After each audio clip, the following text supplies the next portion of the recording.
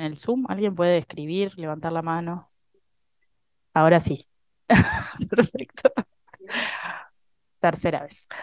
Eh, Esta gráfica lo que quería mostrarles era cómo los progestágenos tienen diferente riesgo de trombosis, ¿sí? El levonorgestrel el que menos, y fíjense ustedes como en esta gráfica, incluso el desogestrel es el que tiene más. Digo, porque en algún momento tuvimos como un tema comercial que la drospirenora era con el más riesgo, pero fíjense ustedes como en realidad dentro de estos es el desogestrel, que es el profármaco del letonorgestrel. Y acá me salta mi farmacóloga básica y me puse a hacer una gráfica para que vean que el implante puesto, la concentración varía así en el tiempo, ¿sí? Básicamente, el concepto que quiero que tengan acá es que más o menos una paciente que tiene un implante de tonorgestrel va a tener una concentración media aproximadamente de 200 picogramos mililitros, que esto es muy parecido al desogestrel en comprimidos, ¿sí? Entonces, en esta teoría de que el levonorgestrel es menos trombótico en implante que el etonorgestrel, hay gente que ha hecho estudios, ¿sí? Y acá lo que quisieron ver fue una población que tenía cada una su implante y lo que valoraron fue diferentes medidas paraclínicas de la coagulación. La proteína C, la S, la actividad, la antitrombina y fueron valorando todos. La verdad que no hubo diferencia desde ese punto de vista en los factores de la coagulación, ¿sí? Pero yo seguía obsesionada con el ketonorgestrel, daba trombosis, entonces seguí buscando. Cuando vamos a esta base de datos, que es el VG Access, que es una base de la Organización Mundial de la Salud, que nos dice cuántos efectos adversos hay descritos para cada medicamento. Uno entra, pone es una base abierta, uno pone cualquier medicamento y están clasificados los efectos adversos por órganos y sistemas, y dentro de eso uno lo va abriendo y va viendo, ¿está? Acá vean ustedes como etonorgestrel, que de la única manera que hay solo es en implante, porque no hay otra manera, sí ha tenido reportes de trastornos vasculares, de trombosis venosas profundas y así. Estos son solo números, ¿sí? Pero no es que no tiene riesgo de trombosis. ¿Qué pasa con el DIU liberador de neoorgestrel? Y acá es una discusión que yo tengo siempre. Si bien a las pacientes siempre les decimos, el efecto es local, el efecto es local, el efecto no es local. Tiene mayor concentración endometrio-plasma, ¿sí? Y por eso es tan eficaz en generar la atrofia del endometrio que la mujer esté en amenorrea, pero pasa a la sangre. Y este es un estudio que mide en plasma a los 24 días, a los 2 meses, al año, a los 3 años, a los 5 años, cuál es la concentración de levonorgestrel en sangre. Es decir, que el DIU liberador de levonorgestrel sí da concentraciones en sangre. ¿Tá? Y esto tiene mucho que ver con lo que decía Vero, que es dudoso, que los estudios no son claros, pero en algunas pacientes, incluso el DIU liberador de levonorgestrel, me estoy yendo de tema, no es mi tema, pero puede generar alteraciones de la glicemia, sobre todo en pacientes que tienen un terreno. Y en este razonamiento de los tipos de progestágenos está el acetato de medroxiprogesterona, que es el inyectable trimestral, que ahora no lo tenemos actualmente en nuestro país, pero en cuanto a LARCs, entre comillas, si vamos a las contraindicaciones, está contraindicado en tromboflebitis y fenómenos tromboembólicos, por lo tanto, debería evitarse en las trombofilias inyectable. Y acá tienen un estudio muy parecido al que vimos de los dos implantes, pero en este caso es el inyectable versus el DIU. Quisieron hacer lo mismo, quisieron comparar en aquellas mujeres que le daban trimestralmente la medroxiprogesterona y las que tenían un DIU, cómo se modificaban los diferentes parámetros de la coagulación. Acá se vieron diferencias, sí, en algunos parámetros de la coagulación, y de ahí sale la contraindicación para decir que la medroxiprogesterona inyectable tiene riesgo de trombosis, por lo tanto, si yo estoy pensando en una paciente con trombofilia, deberíamos evitarlo. Hice lo mismo, tratar de buscar cuántas trombosis había registradas de la medroxiprogesterona, y ven ustedes que es mucho más, si bien con el implante también había, pero en relación al uso, también tiene sus trombosis registradas. Este es un trabajo, una cohorte en Dinamarca de 10 años, que lo que quiso ver es, más allá de las teorías de que el etonorgestrel, el DIU y todas esas cosas, se fijó la probabilidad de que las pacientes tuvieran o no un proceso de trombosis. Y fíjense ustedes ahí que todos lo aumentan, menos el implante y menos el DIU de levonorgestrel. Entonces, si nosotros estamos pensando en una paciente con una trombofilia, seguimos pensando que los LARCs al menos serían una opción. Y, obviamente, hay una revisión sistemática de esto y el riesgo de trombosis. Fíjense ustedes ahí los riesgos que dieron, ¿no? El DIU liberador de norgestrel no dio diferencias estadísticamente significativas. El implante de tonorgestrel tampoco, más allá de nuestra teoría que era más trombótico, y sí lo dio la medroxiprogesterona, ¿sí? Entonces, seguimos pensando que dentro de los LARCs, el DIU liberador de norgestrel y los implantes son una buena opción en las pacientes con trombofilia. Esto es un poco más de lo mismo, sacado de otro estudio parecido, ¿sí? Pero fíjense ustedes ahí cómo los combinados son los que aumentan sin duda, pero es por el estrógeno, ¿sí? Y después si vamos bajando, los demás no tienen riesgo hasta que llegamos a la medroxiprogesterona inyectable, que sí aumenta el riesgo de trombosis.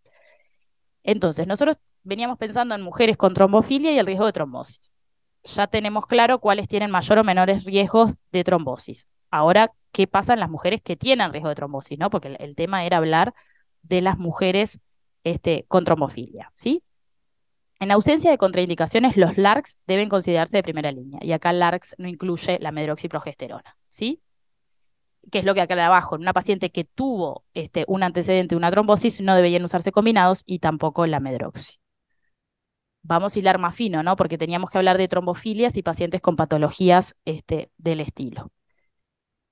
Esta, hay una Samaritano, es una médica internista que se ha dedicado a la anticoncepción en mujeres con estas patologías, y busquen por donde busquen, cada vez que busquen trombofilias y anticoncepción, trombofilias y embarazo en cuanto al riesgo de trombosis, es Lisa Samaritano la que publica y tiene una cantidad de trabajos.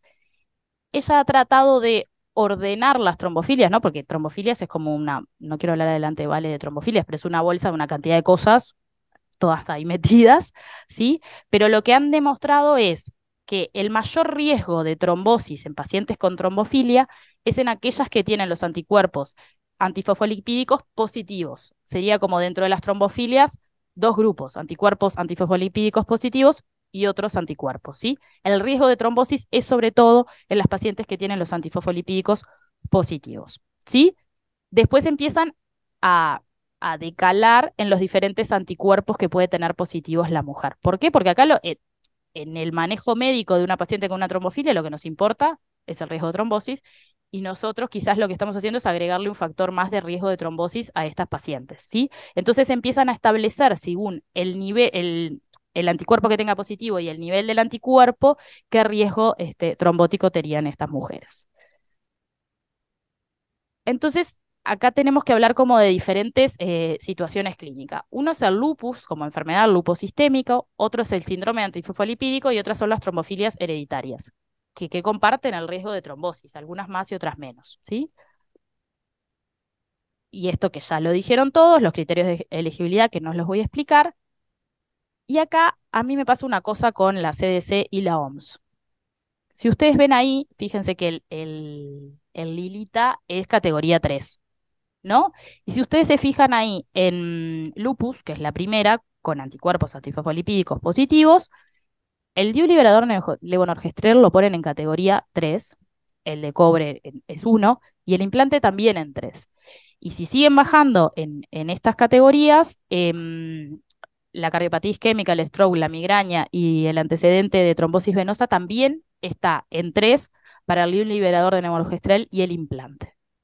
Esta es la de la CDC, perdón, y esta es la de la OMS, que ya la mostraron todos y ya lo explicaron. Vean cómo en el primero, el DIU liberador de levonorgestrel en las trombofilias hereditarias es categoría 2, ahí estamos bien, pero cuando vamos al lupus sistémico y tiene anticuerpos más antifosfolipídicos positivos, lo pone en una categoría 3. Entonces acá es como que vamos en contra de la revisión que habíamos dicho anteriormente de Samaritano, que decía que los LARCs son de elección. Y esto es hablando de los implantes. La primera columna es la medroxiprogesterona y la segunda son los implantes, ¿está? Para las trombofilias genéticas, lo mismo, categoría 2, pero cuando bajamos al lupus, sí anticuerpos positivos antifosfolipídicos los pone en categoría 3.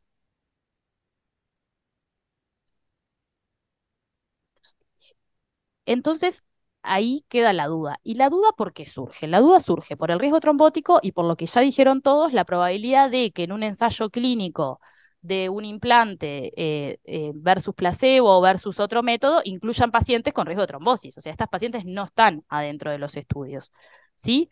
Pero sin duda, si ponemos el lupus y el síndrome antifosfolipídico con la probabilidad de que compartan las dos cosas la misma paciente, Samaritano sigue diciendo los mecanismos, los DIU liberadores de progesterona y los implantes son preferibles en la mayoría de estas pacientes. Y lo único que hay que evitar es la medroxiprogesterona, siempre pensando que el riesgo de trombosis es mayor si lo que está positivo son los antifosfolipídicos. Pero si vamos a leer los síndromes antifosfolipídicos y las revisiones que hay, que también son de Samaritano, siempre dice que los LARC son de primera opción, tanto los DIU común, los DIU liberadores de neoorgestrel y los implantes.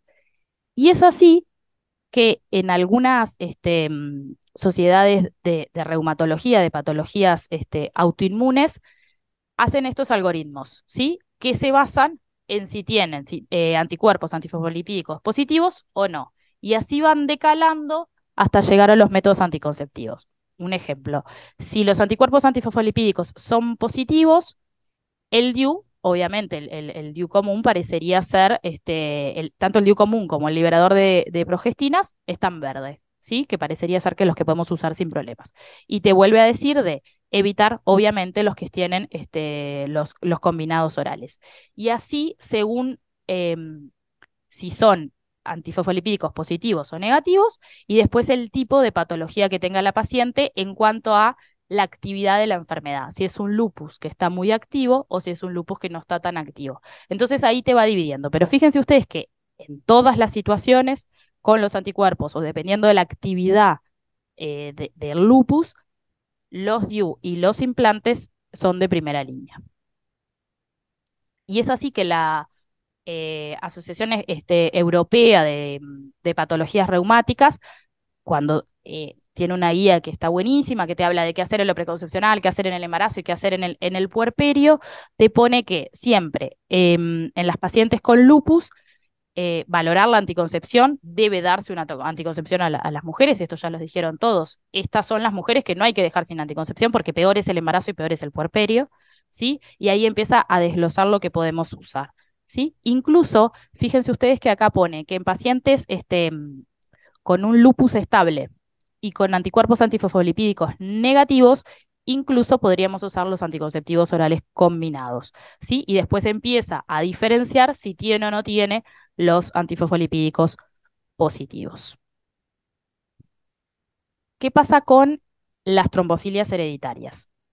Las trombofilias hereditarias les quise poner ahí, la tabla lo que te muestra son los riesgos per se que tienen estas patologías de tener una trombosis, ¿sí? Y cómo cambian estos riesgos con anticoncepción. La mayoría de estos son estudios retrospectivos en pacientes que no tenían diagnóstico, que un buen día hicieron una trombosis, la estudiaron y resultó que tenía alguna de estas trombofilias hereditarias. Entonces de ahí salen estos números, ¿no? Fíjense ustedes, por ejemplo, en una homocigota para el factor 5, si es homocigota, el riesgo puede ser hasta de 80% en ACOs combinados con estrógenos, baja si es heterocigota, y así con las diferentes trombofilias hereditarias. La verdad, no hay estudios específicos de LARCs en mujeres con trombofilias hereditarias, ¿sí? Porque todas estas nos incluyen en los estudios, ¿está? Y todo esto surge de estudios retrospectivos. Entonces, si dijimos que cualquier mujer que se embarace tiene riesgo 29 cada 10.000 de tener una trombosis, y en el puerperio 300 o 400 cada 10.000 mujeres tienen riesgo de tener una trombosis. Creo yo que más allá de lo que dice, perdón que voy a ir contra la CDC y la OMS, de que las mujeres con una trombofilia es 3 para los implantes y el liberador de nemorugestrel, yo creo que sin duda es un sí, y bueno, no sé, veré. Y lo que seguro es un no, es el implante de medroxiprogesterona. Creo que será la última. Muchas gracias.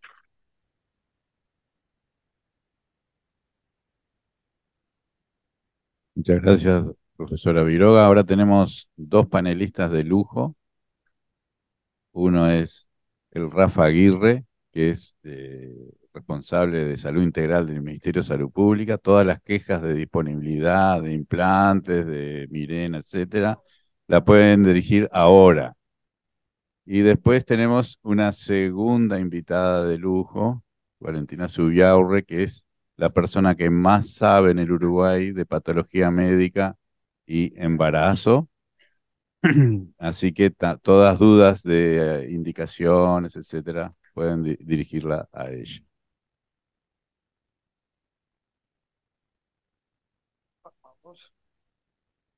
Bueno, es todo mentira. ¿Se escucha? Bueno, primero que nada, agradecer a la invitación de la Clínica Ginecológica B, a Pancho, a Edgardo, a todo el staff de la clínica a participar de esta actividad. Una actividad bueno, se centra en algo de las cosas más importantes que creo que tiene la medicina y la ginecología, que es seguir hablando sobre anticoncepción. Sin duda, la anticoncepción es una de las prestaciones en salud que mayor impacto tienen a nivel sanitario y también a nivel del desarrollo de un país. Sería un atrevimiento hablar acá sobre lo que ya han hablado respecto a patologías médicas y métodos anticonceptivos, porque todo lo que se dijo es correcto y está bien. Yo simplemente quisiera hacer hincapié en algunas cosas. En algún momento se mencionó el tema del asesoramiento anticonceptivo. Y si ustedes van a la OMS y a las recomendaciones, hoy se quiere hablar de orientación anticonceptiva. Y esto parece un tema semántico, pero en realidad tiene un tema filosófico atrás. ¿Por qué orientación? Porque la orientación lo que plantea es que siempre sea un proceso de comunicación bidireccional entre el equipo médico, el equipo de salud y el usuario, eh, la usuaria y a veces la pareja, porque también en estos casos hay que darle participación, de tal manera que la toma de decisiones surja de identificar las necesidades específicas que tiene en materia de anticoncepción esa persona, el hacer una orientación adecuada en cuanto a la evidencia científica y adecuada a la persona, y por última dejar la toma de decisiones en manos de la mujer. Si uno va a ver estudios, se encuentra, hay un estudio que es el estudio CUPID que se hizo en Australia, que lo que mostró es que gran parte de las mujeres muestran la disconformidad respecto a la anticoncepción cuando son guiadas en la toma de decisiones por parte del equipo de salud, que muchas veces lo hace con la mejor de las intenciones y con el mejor de los saberes, pero que eso después impacta en cosas que son importantes. Hoy Verónica hablaba de que ella empieza hablando de la eficacia, y sí, claro que sí, que hay que hablar de la eficacia. Y yo siempre digo que en anticoncepción hay tres números que son como los tres números mágicos, ¿no? La eficacia ideal, que tiene un método cuando el mismo es usado en condiciones ideales, la eficacia real, que es aquella que tiene cuando el método es usado en condiciones de uso típico en la población, y eso incluye un grupo de esa población que no usa bien el método. Y el tercer número que me parece importante que hay que destacar es la tasa de continuación del método. Muchos estudios hablan, se lo mide al año, a los 2 años, y uno se lleva sorpresas, porque a veces uno piensa de que la tasa de continuación de un anticonceptivo oral es buena y se encuentra que a veces no llega al 50%. Y son los LARCs justamente los que logran los mejores resultados. El DIU con levonorgestrel llega al 80%, la T de cobre también, el implante anticonceptivo ronda el 70%, pero esa tasa de continuación del método depende mucho de la calidad de ese proceso de orientación anticonceptiva que se haga. En el caso del implante anticonceptivo, creo que todos lo hemos bebido. Si uno no le explica bien a la paciente cuáles son las pequeñas problemas que le puede dar respecto a control del ciclo, el implante, probablemente esa mujer en los próximos meses va a estar viniendo a pedir que se lo retiremos. Entonces, el tener esa orientación de la mejor calidad posible y el entender que la eficacia no es solamente la eficacia medida en el índice de PER, sino también en la continuación del uso de ese método a lo largo del tiempo me parece clave. Y para eso, obviamente, tenemos que tener una canasta anticonceptiva lo más amplia posible. ¿Por qué? Porque tenemos que adaptar el método a la mujer y no la mujer al método. Y en la medida que tengamos una canasta menos amplia, empezamos a meter las pacientes en lo que tenemos disponible. Por eso la idea siempre ha sido tener lo más amplia y al mismo tiempo con el mejor acceso, el acceso universal, de tal manera que abatamos las barreras de acceso tanto al llegar al método como al continuar el método. El usar sistemas de cuponeras, el tratar de llevar el método al primer nivel de atención, que es donde debe estar. Todos acá, los que peinamos muchas canas y pocos pelos, nos acordamos de planificación familiar acá en el Pereira, donde muchos trabajamos, y el acceder a un método no hace tanto tiempo, estamos hablando de 20 años atrás, era todo un problema. Entonces, el lograr ese proceso de la mejor forma posible es clave. Hay estudios que marcan que 2/3 partes de los embarazos no planificados en las mujeres de menores de 30 años son por el uso no correcto del método. Eligieron un método, no lo utilizaron correctamente y bueno, y así queda. Hablamos del ARCS. Está bien, quizás no es el objetivo de porque estamos hablando de métodos anticonceptivos. Y la esterilización quirúrgica, tanto masculina y femenina, no es un método anticonceptivo porque es irreversible, por lo tanto no cumple los criterios. Pero tenemos que pensar que muchas de estas pacientes que a veces estamos hablando, hasta qué punto no son elegibles también para una esterilización quirúrgica.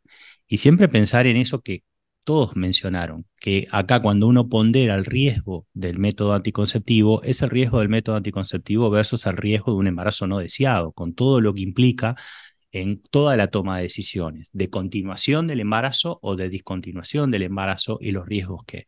Y a veces pensamos solamente en el hecho de que qué riesgo tendría el uso del método sin darnos cuenta que a veces nuestra orientación a no usar un método puede estar generando iatrogenia, puede estar generando consecuencias graves. Y bueno, y también se habló, bueno, de la discusión esta de los inyectables de medroxiprogesterona.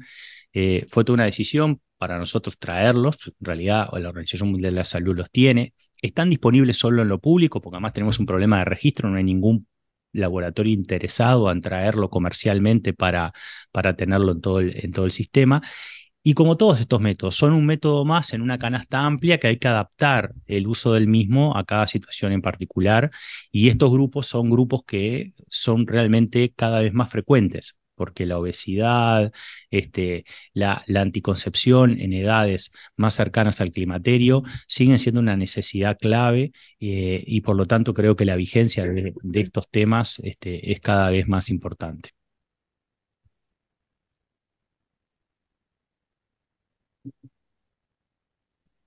Bueno, yo también primero quería agradecer la invitación a Pancho, a la Ginebé, a Castillo, a todos. Y bueno, siempre yo me siento. Algo me está señalando que toca apretar acá el botón. Bueno, fueron los agradecimientos. Y me siento muy cómoda y como muy en sintonía con ustedes. Yo siempre digo eso, que bueno, yo capaz que soy una ginecóloga frustrada y no fui, me autopercibí. Y en esto es como fundamental porque creo que es acá donde el trabajo en conjunto en estas situaciones, no solo en los embarazos de alto riesgo, sino para evitarlos también, es una cosa que me encanta realmente estar acá con ustedes y escucharlos y aprender muchísimo, intentar ver como otra parte. De las 3 presentaciones me anoté solo alguna cosita, algunas son una pregunta, pero creo que hay que hacer grandes lineamientos. Como decíamos, bueno, ahora Vero me comentaba, tengo una paciente con un angioma venoso. Mujeres con cosas raras y a ver qué anticonceptivo le doy, está lleno. Me imagino que ustedes deben ver 200 más que yo y a mí me vienen con cosas rarísimas y que, bueno, obvio, siempre implica ir a estudiar y volver. Pero hay algunas alarmas que uno tiene que encender para decir, bueno, qué cosas seguro no les voy a dar o, bueno, más o menos en qué voy rumbeado. Y en cualquiera de todos estos, los LARS, ni que hablar, que son una opción la palabra no sé si es muy fácil, pero muy segura o de antemano uno la piensa que es muy segura y creo que enseguida tiene que plantearle a la paciente eso, por todo lo que sean ustedes, porque mucho peor es un embarazo no deseado en esas patologías rarísimas también. Entonces de repente viene una receptora de un trasplante hepático, y vos decís, bueno, ¿qué le pongo? Pero mucho peor va a ser que quede embarazada seguro. Entonces, a veces tengo que correr un poquito de riesgo, tengo que ir a ver cuál es la evidencia que hay. Estos son todos estudios retrospectivos, estudios de casos, de registros. Stephanie decía hoy, que lo anoté acá, no se incluyen a las pacientes que tienen trombofilia. No se incluyen porque una vez que, o sea, tenían una trombofilia, hicieron una trombosis, las dejan anticoaguladas indefinida, entonces quedan fuera de cualquier otro estudio, ya no tienen trombofilia, ya está anticoagulada, o sea, quedó afuera. Entonces, creo que es eso, que los LARS son métodos muy seguros, estoy 100% de acuerdo con lo que dice Stephanie, que ahora te voy a decir algunas cosas de lupus, pero ni que hablar que uno ve la recomendación de la OMS y después ve lo que se hace, los estudios, los pocos ensayos controlados que hay y han mostrado seguridad en lupus con esas salvedades que vos hiciste. Pero bueno, un poco en el orden, quería comentar de la presentación de Juli. Juli ponía que eran categoría, Juli no, la OMS ponía que eran categoría 3 cuando era una TBP aguda. La definición de TBP aguda no existe, o sea, no es unánime, es una TBP de reciente diagnóstico, se da el primer mes que tenés síndrome posflevítico. Yo creo que ahí es en el que uno no pondría un método anticonceptivo, ninguno, ¿no? Ninguno. Creo que sería eso lo que llamaría una TBP aguda. Pero después, pacientes que han tenido una trombosis venosa profunda, son pacientes que pueden utilizar métodos anticonceptivos de larga duración y sobre todo ahí hay más seguridad del DIU con levonorgestrel, que es lo que mostraron. Y quiero decir eso cuando yo les decía que se te prendan alarmas grandes. Vos no tenés que hacer una lista de todas las trombofilias. Yo entiendo que ustedes no tengan por qué saber, como yo no sé todas las dosis de letinil, estradiol, pero hay algunas cosas que te tienen que hacer prender la alarma. Primero, bueno, el factor 5 y el 2 homocigoto, ya ese homocigoto, bueno, esas son muy poquito frecuentes, entonces es poco frecuente que vos te las encuentres, pero bueno, si están, tienen alto riesgo de trombosis. Lo mismo cuando se combinan la heterocigosis del 5 y del 2, alto riesgo. Y después es la C, la S y la antitrombina 3. Y esas encontrar una antitrombina 3 es muy poco frecuente, o sea, no les va a pasar. Lo más común que se van a encontrar de repente es el factor 5 y el factor 2 heterocigotos combinados. Pero más allá de eso, vos podés ir a mirarlo. La pregunta que enseguida te tiene que salir no solo es que ella sea portadora, la paciente de eso, si en la familia hay historia de trombosis, porque todas estas trombofilias aumentan su riesgo cuando la paciente tiene un antecedente de primer grado de trombosis. Entonces ahí sí, ojo, creo que esa sería la única paciente que uno diría, bueno, tiene un factor 5, pero además su hermana tuvo una trombosis venosa profunda. Cuidado, porque aumentan muchísimos más. Cuando hay tablas que aumentan el riesgo, si tiene un antecedente familiar, este riesgo está mucho más aumentado. Esa sería una paciente que, bueno, podríamos hablar de la esterilización quirúrgica, o sería como más cuidadosa, depende, por supuesto, de la edad que tenga, el deseo, todo eso se los dejo para ustedes. Pero en esa y en la que tuvo trombosis venosa encefálica, creo que en esas son las pacientes donde uno podría decir, yo no diría está contraindicado, diría hay que ser muy juicioso y ver qué otros factores de riesgo tiene, ¿no? Si está obesa, si fuma, si tiene otras cosas. Serían esos dos escenarios. Después del síndrome antifosfolipídico, ya lo dijo Stephanie, que eso es la trombofilia adquirida, ¿verdad? Dentro de ellos, los tres más comunes que ustedes conocen, ¿no? El anticardiolipina, el beta-2 y el inhibidor lúpico. El inhibidor lúpico es el que más da junto con la anticardiolipina, pero bueno, creo que en esos pacientes también en la que uno le tiene más respeto es a la triple positiva, pero no quiere decir que tengan contraindicados los LARS. Yo creo que son seguros de utilizar. Simplemente creo que son en los que uno tiene que abrir alarmas. Entonces, Juli, vos decías que estaban contraindicados en una TBP aguda, bueno, no le ponemos ninguno, pero después el paciente que tuvo una TBP que no está asociado a ninguna trombofilia esta que yo les dije, ni que hablar que está. Y ahí eso nos preguntábamos con Vero lo que vos decías del pinzamiento del cuello en la hipertensión arterial pulmonar o en el síndrome de Fontan, si eso les pregunto yo a ustedes, si eso haciendo bajo sedación no disminuyo el colapso, o sea, lo vagal que puede surgir con el pinzamiento del cuello. No, pero yo entiendo eso, pero lo que no es más, lo que tampoco está bueno es dejar una hipertensión pulmonar sin método anticonceptivo.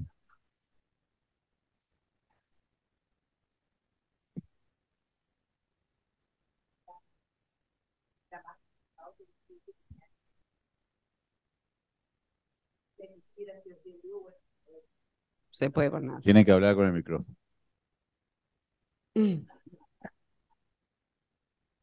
Ahora el Zoom no escucha. Se puede no pinzar el cuello también. No, en realidad en esas pacientes lo que recomiendan es optar por el implante para evitar la necesidad de sedación y colocar el DIU. Si es verdad se puede evitar el pinzamiento del cuello, en realidad el pinzamiento del cuello en teoría mejoraría la colocación y que esté, o sea, como que te aseguras que la colocación es mejor. Perfecto. Bien, después de, no sé si yo quiero decir estas tres y después yo me callo. De la charla de Vero quería destacar y me encantó que hablaras de la cirugía bariátrica, o sea, de la anticoncepción post cirugía. Yo lo veo desde el lado del embarazo. Hay una contraindicación bastante formal o fuerte de tratar de evitar el embarazo en los primeros 2 años post cirugía, porque ahí tienen, en la caída de peso, tienen una disminución de la vitamina D, de la vitamina B12, del hierro, de todo. Hay algunos estudios que muestran que se asocia a restricción de crecimiento, pero bueno, lo que seguro es que se trata de desaconsejar. Entonces, hay que evitar el embarazo, así que los LARS son la indicación post cirugía bariátrica. Me encantó que dedicaras unas diapositivas a ello, ¿verdad? Me parece que eso es fundamental. Lo de la diabetes, lo del control glicémico, yo la verdad que eso no lo sabía, lo de que estaba vinculado a la alteración al levonorgestrel, así que bueno, por eso digo que se aprende mucho. Y por último, quería destacar lo de las trombofilias, ya les dije lo del lupus. Las pacientes con lupus pasaron desde hace 20 años que no les podían dar ningún método anticonceptivo, ahora que excepto que tenga una actividad reiterada, podrías ofrecerles hasta anticonceptivos orales combinados. ¿Por qué los evitamos? Porque viste que, como te decía la guía esa que vos mostraste, que está muy buena, dice el lupus inactividad. ¿Qué te pasa? Que la mujer entra en actividad, le tendrías que retirar los anticonceptivos orales combinados. Entonces, yo creo que o sea, no hay que dudarlo que el lupus es una indicación para usar, ya sea implante o DIU con levonorgestrel. Y la única salvedad sería en ese caso que estuviera asociado a un síndrome antifosfolípico, por ejemplo, triple positivo, o que haya tenido una trombosis venosa encefálica, que de esas tenemos. Y bueno, entonces ahí el riesgo de los gestágenos, si bien es muy bajo, creo que sería una paciente a considerar. Pero en el lupus estamos más que habilitados a hacer cualquiera de los LARS, excepto el de medroxiprogesterona, que lo tratamos de evitar en el lupus, porque el 30% de las pacientes con lupus asocian anticuerpos antifosfolipídicos. Es muchísimo. Bueno, me callo. Tal vez una pregunta y break. No, pará, ¿puedo decir una cosa? Dale, el lugar de la pregunta. El LARS, quiero solo mencionar Dígale. el LARS en enfermedad hepática, que no hablamos nada, y en las epilépticas. En esas pacientes también son un grupo de pacientes que se benefician mucho. Me callo. Muy bien. ¿Algo más o vamos a tomar un café? Ya tenemos demasiada información. Bueno, muchas gracias a todos por participar.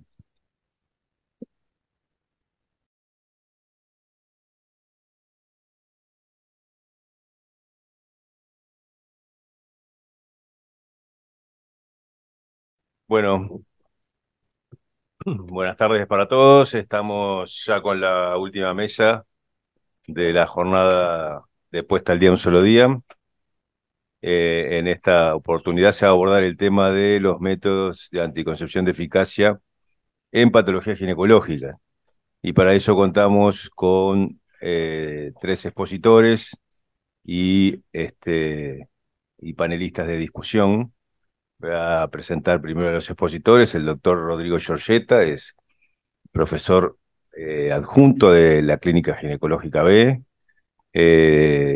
La doctora Rosina Pisón es ex asistente de Clínica Ginecológica, y el doctor Bruno Sarubo, que es profesor adjunto de la Clínica Ginecológica B también.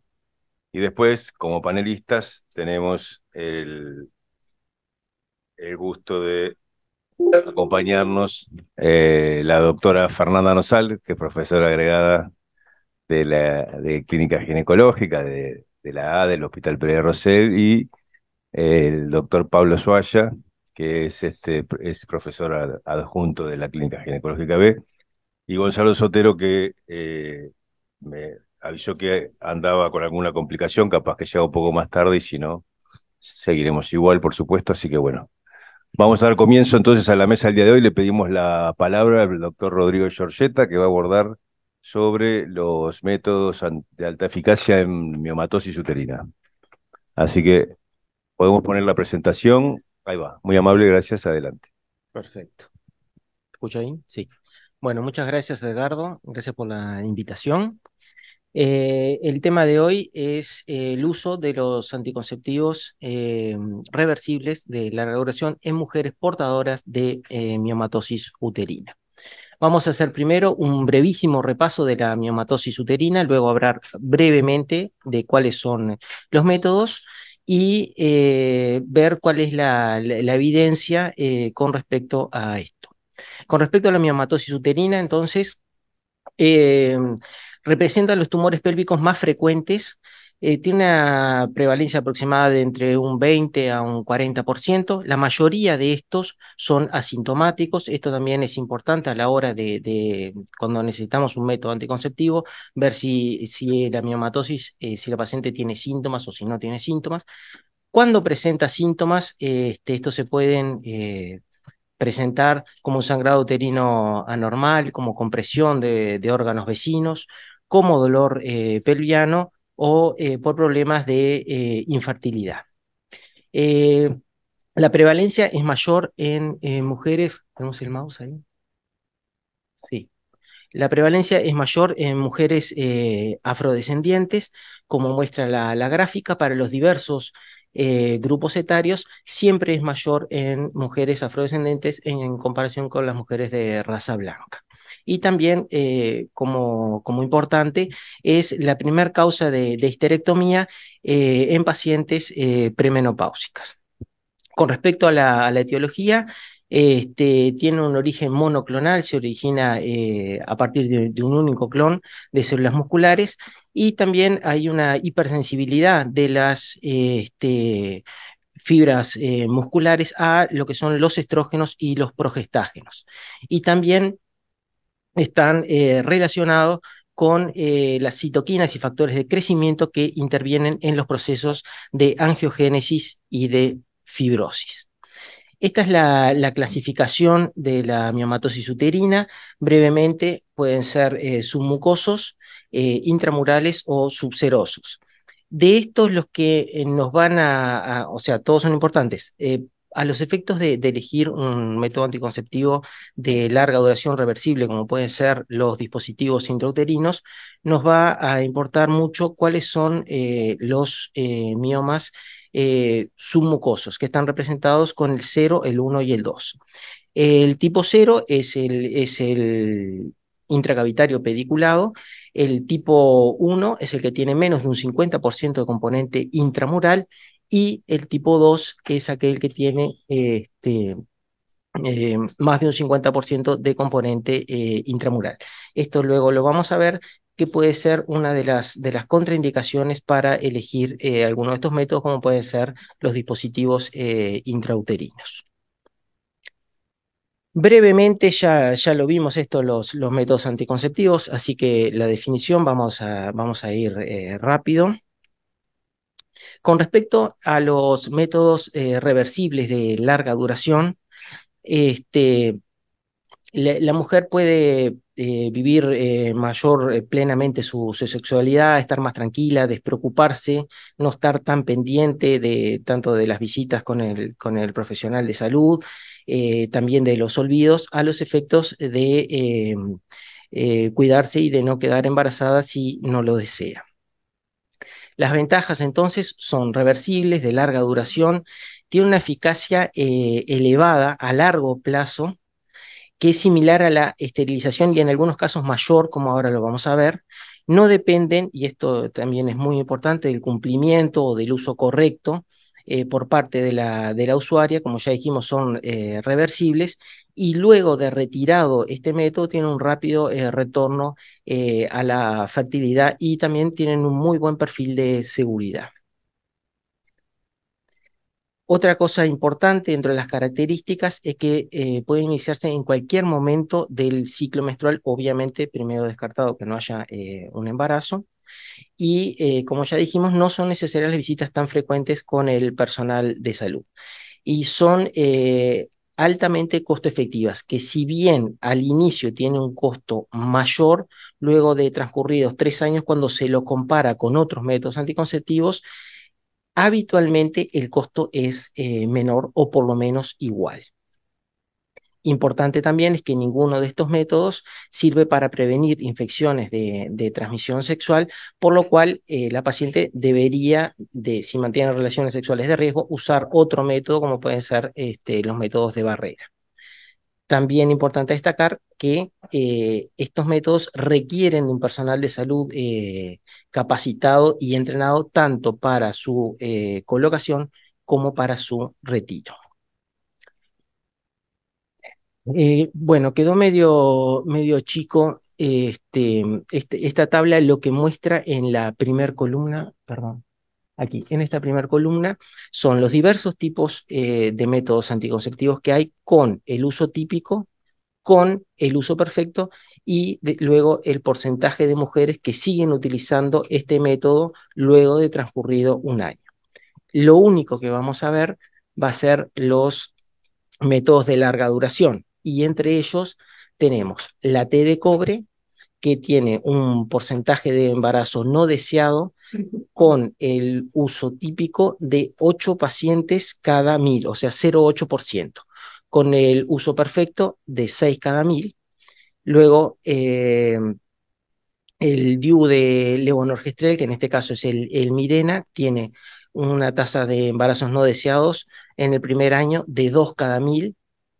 Y por último, el implante de levonorgestrel tiene una tasa de embarazo de 5 cada 10.000. Acá vemos que estos 3 métodos, la tasa de embarazo no deseado, tanto con el uso típico como con el uso perfecto, es muy similar entre ellos. En el único que varía es con la T de cobre, y en algunos casos, en la última fila tenemos la esterilización femenina, la esterilización masculina, que los porcentajes son muy similares y en algunos casos hasta menores. Vamos a ver ahora brevemente algunas de las características de estos distintos métodos anticonceptivos. Del DIU de levonorgestrel se presenta más o menos una amenorrea en el primer año de tratamiento que puede ir hasta la mitad de las pacientes, ¿sí? Entonces, es importante para todos estos métodos anticonceptivos la parte del asesoramiento previo para que la paciente, o sea, en conjunto con la paciente, poder decidir un buen método anticonceptivo, pero tiene que estar muy bien asesorada, porque, como ya vimos, tanto para su inserción como para su extracción, se requiere de personal médico capacitado. Obviamente que si la paciente no tolera o no está conforme en entrar en la menorrea, se debe retirar el DIU y elegir otro método anticonceptivo. También son frecuentes durante las primeras etapas de uso de este método que tengan sangrados intermenstruales, que habitualmente es escaso y esto disminuye con el correr de los meses de uso. Habitualmente entre los 3 primeros, entre 3 y 6 meses es cuando se presentan estos efectos secundarios que no son graves, pero si la paciente no está bien asesorada, pueden ser relativamente molestos y obligar a cambiar este método anticonceptivo.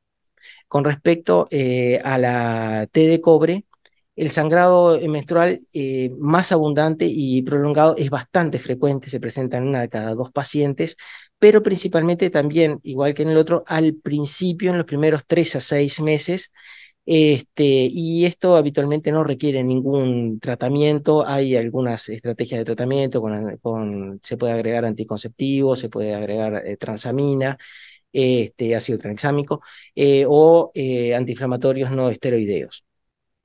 Es importante, sí, recalcar que 50% aproximadamente de estas pacientes portadoras de la T de cobre presentan dismenorrea. Y para los distintos tipos de DIU de cobre que hay en el mercado, la tasa de abandono es similar entre ellas y no presenta una diferencia importante. También es importante que cuando presenten dismenorrea, usar antiinflamatorios no esteroideos y no utilizar ácido acetil salicílico. Con respecto a los anticonceptivos solo con progestágeno, tenemos básicamente 3 opciones: el inyectable, el oral y los implantes con progestágeno solo, que estos serían dentro de lo que estarían incluidos en el grupo de anticonceptivos reversibles de larga duración. Entonces, los implantes con progestágeno solo son, como vimos, uno de los tipos de anticoncepción prolongada. Básicamente tenemos 2 tipos, uno de levonorgestrel, que la marca comercial es Yadel, tiene 2 varillas y cada varilla contiene 75 miligramos de levonorgestrel. Y la otra presentación es de etonogestrel, es de una varilla sola, la marca comercial es Implanon, y contiene 68 miligramos de etonogestrel.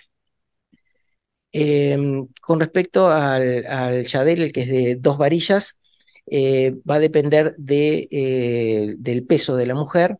Si pesa menos de 80 kilos, puede utilizarse durante 5 años completos, y si pesa más de 80 kilos, se recomienda que luego del 4.º año se cambie, dado que durante el 5.º año disminuye bastante lo que es la eficacia anticonceptiva. Bueno, luego de presentar las características de los métodos de anticonceptivos y de la miomatosis, vemos que la población es para mujeres en edad reproductiva que eligen un método anticonceptivo reversible de larga duración y que obviamente son portadoras de miomatosis, que esta puede ser con o sin síntomas. Y eso nos va a orientar un poco también, junto con la paciente, por la decisión del método anticonceptivo. Acá lo que vemos en este cuadro son las categorías de los criterios médicos de elegibilidad para el uso de los distintos anticonceptivos. Categoría 1, no existen restricciones. La categoría 2, las ventajas superan a los riesgos. Categoría 3, los riesgos teóricos superan a las ventajas. Y la categoría 4 desaconseja el uso por un aumento de riesgo, es inadmisible y se debería de preferir otro método anticonceptivo. ¿Cuáles son los objetivos de esto? Es tener una aplicación universal. Son normas, no son normas, son recomendaciones. Buscan mejorar la calidad de atención y pretenden facilitar la accesibilidad a los diversos métodos anticonceptivos.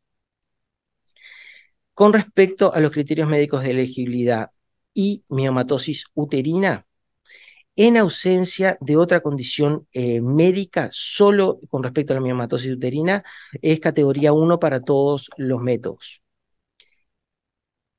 Es importante que si hay una importante distorsión por la presencia de miomatosis que distorsione la cavidad uterina por la presencia de miomas submucosos, esto pasaría a ser una categoría 4 para los dispositivos intrauterinos.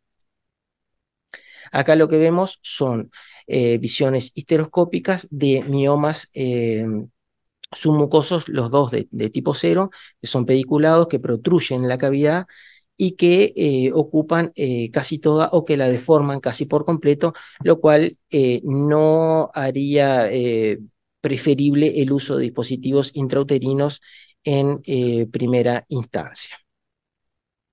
Esto muy brevemente les voy a... Si puedo. Sí. Esto es una visión de una vaginohisteroscopía. Acá estamos en la parte de la histeroscopía, estamos en el canal cervical. Eh, ya vemos en el canal cervical el sector inferior de un dispositivo intrauterino de cobre que debería de estar intrauterino, obviamente. Perdón, perdón.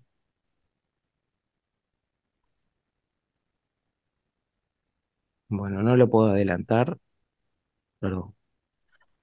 Acá ¿por qué no se puede adelantar esto? Bueno, acá lo que quiero mostrar es la dificultad que hay para la colocación cuando no hay una previa valoración o una valoración correcta de la cavidad uterina, la dificultad que hay para la colocación, que muchas veces la colocación no es correcta, se generan falsas rutas y que luego requieren la retirada y que esta retirada no es fácil en consultorio y que muchas veces se requiere la participación del médico que se especialice en hacer endoscopía para retirarlo bajo visión histeroscópica. Ahí en el sector superior, no voy a tocar nada, está el orificio cervical interno. En el sector inferior vemos el DIU que se encuentra penetrado este, y que lo que hay que hacer es aperturar el orificio para poder valorar la cavidad uterina. En el sector inferior de la cavidad uterina hay un pequeño mioma, ahí es un pequeño mioma submucoso y también un pólipo. Bien,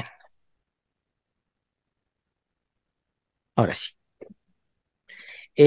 Ahora les voy a comentar un poco la evidencia científica que encontré, más que nada de los dispositivos intrauterinos en pacientes portadoras de miomatosis. Esto es una revisión sistemática, evalúa el uso de progestágenos o DIU de levonorgestrel para el tratamiento preoperatorio de pacientes portadoras de miomatosis uterina. Ya les quiero comentar que básicamente toda la información que pude recabar va más o menos en la misma línea. El DIU de levonorgestrel entonces reduce de manera significativa el sangrado menstrual a los 12 meses al compararlo con anticonceptivos de baja dosis y con el DIU con la T de cobre. Aumenta los niveles de hemoglobina, o sea, estamos hablando de miomatosis sintomática, que es aquella que va a tener tratamiento, ¿no? Aumenta los niveles de hemoglobina, de hematocrito y de ferritina. El DIU de levonorgestrel también reduce el sangrado menstrual, pero es muy importante que no disminuye el tamaño de los miomas. Esta es otra revisión sistemática, evalúa el uso de DIU en mujeres con miomatosis uterina. Y llega a la conclusión de que es probable que la mayoría de las mujeres con miomas uterinos tengan menos pérdida de sangre menstrual y niveles séricos más altos de hemoglobina, hematocrito y ferritina después de la inserción del DIU de levonorgestrel, a pesar de que en algunos casos presentan sangrado uterino anormal, como ya vimos principalmente en los primeros meses. Las usuarias de DIU de levonorgestrel con miomatosis uterina pueden tener tasas de expulsión más altas que aquellas sin fibromas, justamente por lo que es la deformación de la cavidad uterina. Esto lo pongo y no lo toco. Acá lo que vemos es una visión histeroscópica.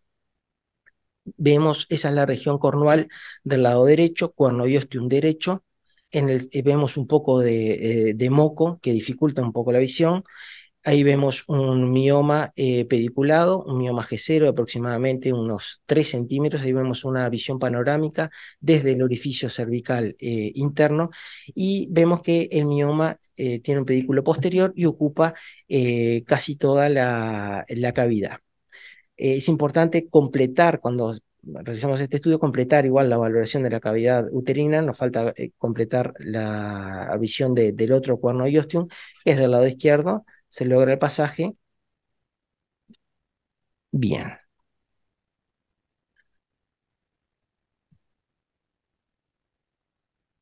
Bien. Esto ahora es un estudio comparativo, evalúa el uso de DIU de levonorgestrel para el tratamiento de la miomatosis uterina sintomática. llega a la conclusión de que el uso de DIU de levonorgestrel puede ser más eficaz para controlar el sangrado uterino secundario a miomatosis, incluso en ausencia de reducción de volumen uterino. Todos los estudios muestran que se puede controlar y disminuir el sangrado uterino, pero no tiene relación con el tamaño de los miomas. Este es otro estudio comparativo que evalúa el patrón menstrual y el tamaño uterino en usuarias de DIU de levonorgestrel que tienen sangrado uterino normal o miomatosis. ¿Estamos bien el tiempo? No. No, me faltan 4 dispositivos. Ok. DIU de levonorgestrel, entonces llega a la conclusión de que el DIU de levonorgestrel reduce significativamente el volumen de sangrado uterino en mujeres con sangrado uterino anormal, con y sin leiomiomas. Sin embargo, tampoco reduce el tamaño de los miomas. Este estudio lo que muestra, este es el estudio que describe las distintas aplicaciones clínicas que tiene el DIU de levonorgestrel para las diversas patologías ginecológicas, entre ellas la miomatosis uterina. También habla de la adenomiosis y de la endometriosis. Llega a la conclusión de que en muchos estudios el uso de DIU de levonorgestrel por parte de pacientes con leiomiomas disminuyó mucho el volumen de sangrado. Esta modalidad de tratamiento con el DIU de levonorgestrel se utiliza principalmente en casos de sangrado uterino normal relacionado con miomas, aunque el tratamiento en los casos de miomatosis uterina no suele ser tan eficaz como en aquellos casos de sangrado uterino normal idiopático. Existen algunas limitaciones sobre la idoneidad del DIU de levonorgestrel para mujeres con leiomiomas, incluidos aquellos que causan distorsión de la cavidad uterina, que son los submucosos, que presentan tasas de expulsión más altas, entre 0 y 20%, cuando las pacientes que no tienen miomatosis uterina submucosa va entre 0 y 3%. Y la tasa de expulsión es significativamente más alta en mujeres con volúmenes uterinos mayores que en aquellas que los miomas son más pequeños. Bueno, como estamos mal de tiempo, esto es una diapositiva en la cual muestra una visión histeroscópica de un DIU Mirena, y que en este caso está bien colocado, y en el sector anterior tiene un mioma submucoso, que ahí lo pueden ver que está adherido al DIU Mirena.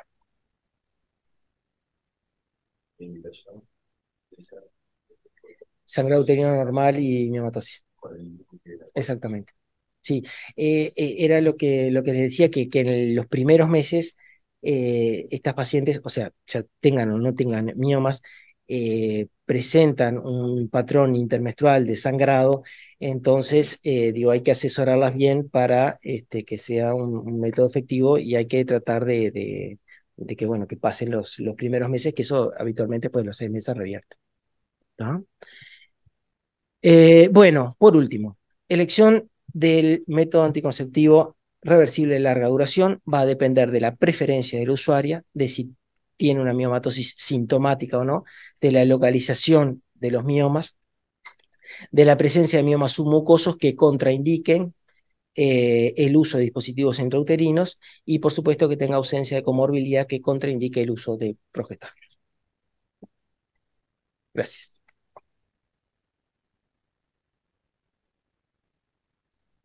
Gracias, Rodrigo. Muy ilustrativa tu presentación y práctica. Bueno, bien, seguimos con el doctor. Yo te cambio, doctor. ¿Sí? ¿Estamos bien? Bruno Sarubo,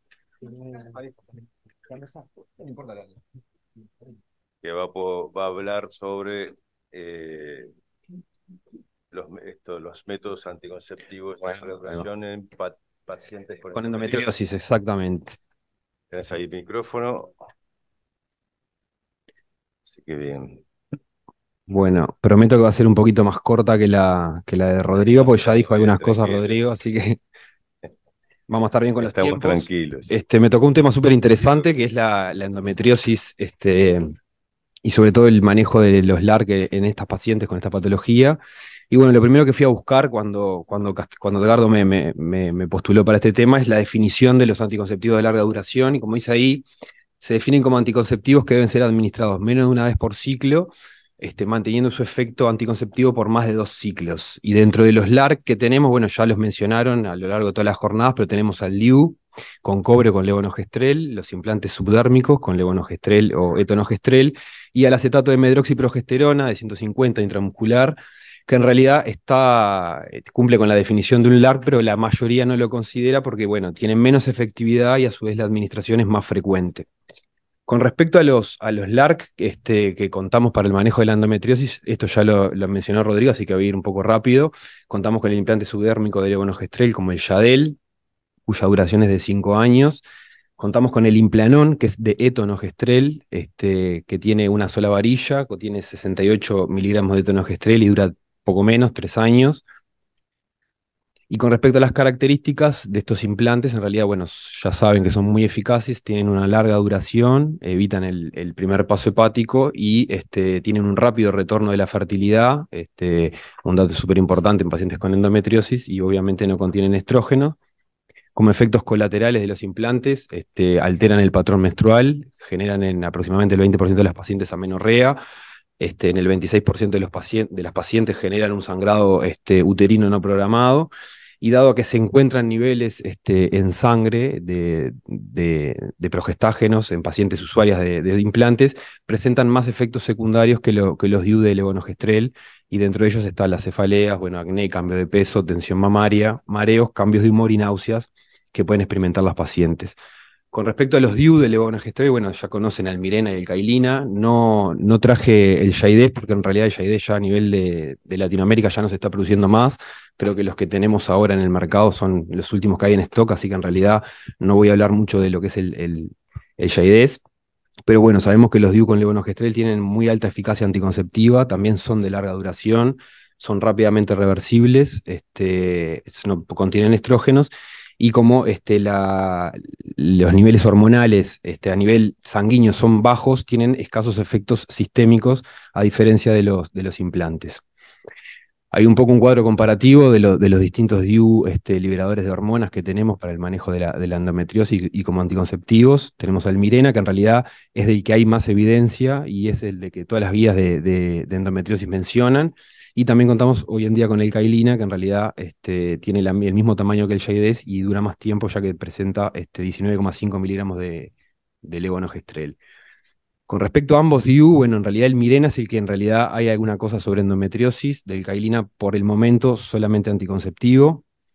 Como dije, son altamente eficaces. Esa tabla muestra que en realidad dentro de los métodos anticonceptivos solamente de progestágenos, tanto los implantes como el DIU liberador de levonorgestrel en su uso típico son los más eficaces, incluso a veces los comparan con la esterilización.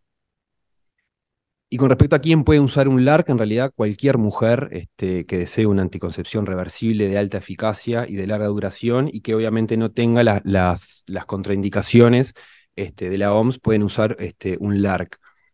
También puede ser usado en el tratamiento de mujeres con sangrado uterino normal, como ya mencionó Rodrigo, y en pacientes con endometriosis que no necesiten una protección anticoncepcional específica.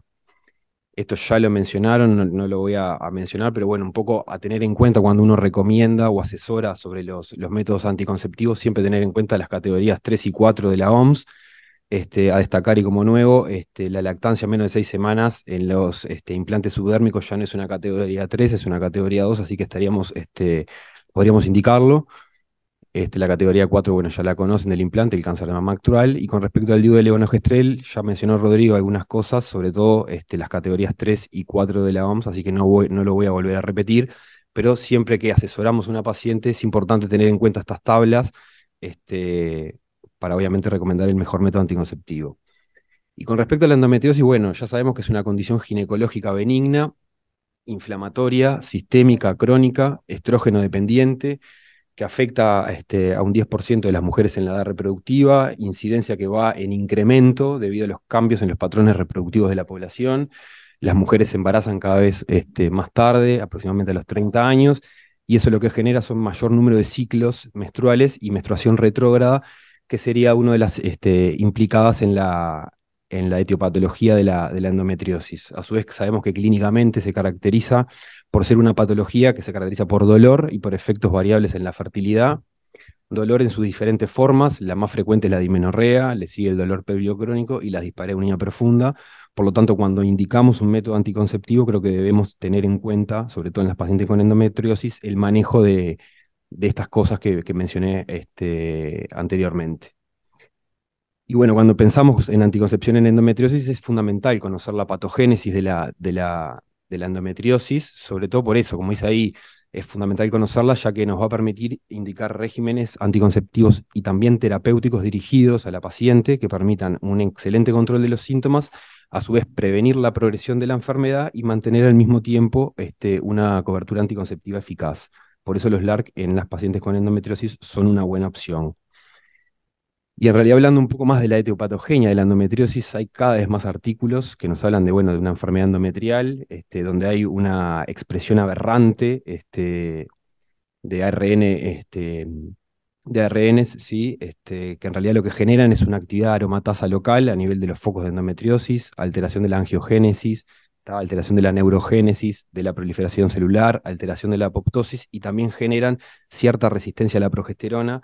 Y este dato es importante a tener en cuenta porque muchas veces indicamos un método anticonceptivo de larga duración que sabemos que solamente contienen progestágenos y la paciente no responde, y bueno, puede ser porque esta paciente puntualmente tiene una resistencia a la progesterona, por lo tanto deberíamos optar por otro camino.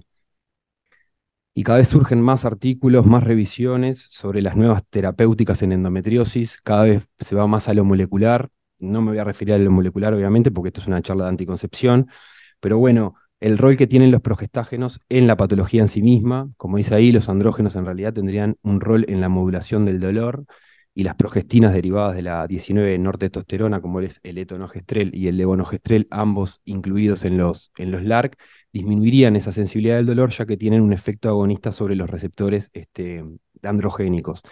A su vez, a los progestágenos también se les vio propiedades antiestrogénicas, proapoptóticas, antiinflamatorias, efectos antiangiogénicos, antiproliferativos y antineurógenos, todos los cuales estarían implicados en lo que es el manejo del dolor en la endometriosis y por lo tanto inhibir también la progresión de la enfermedad.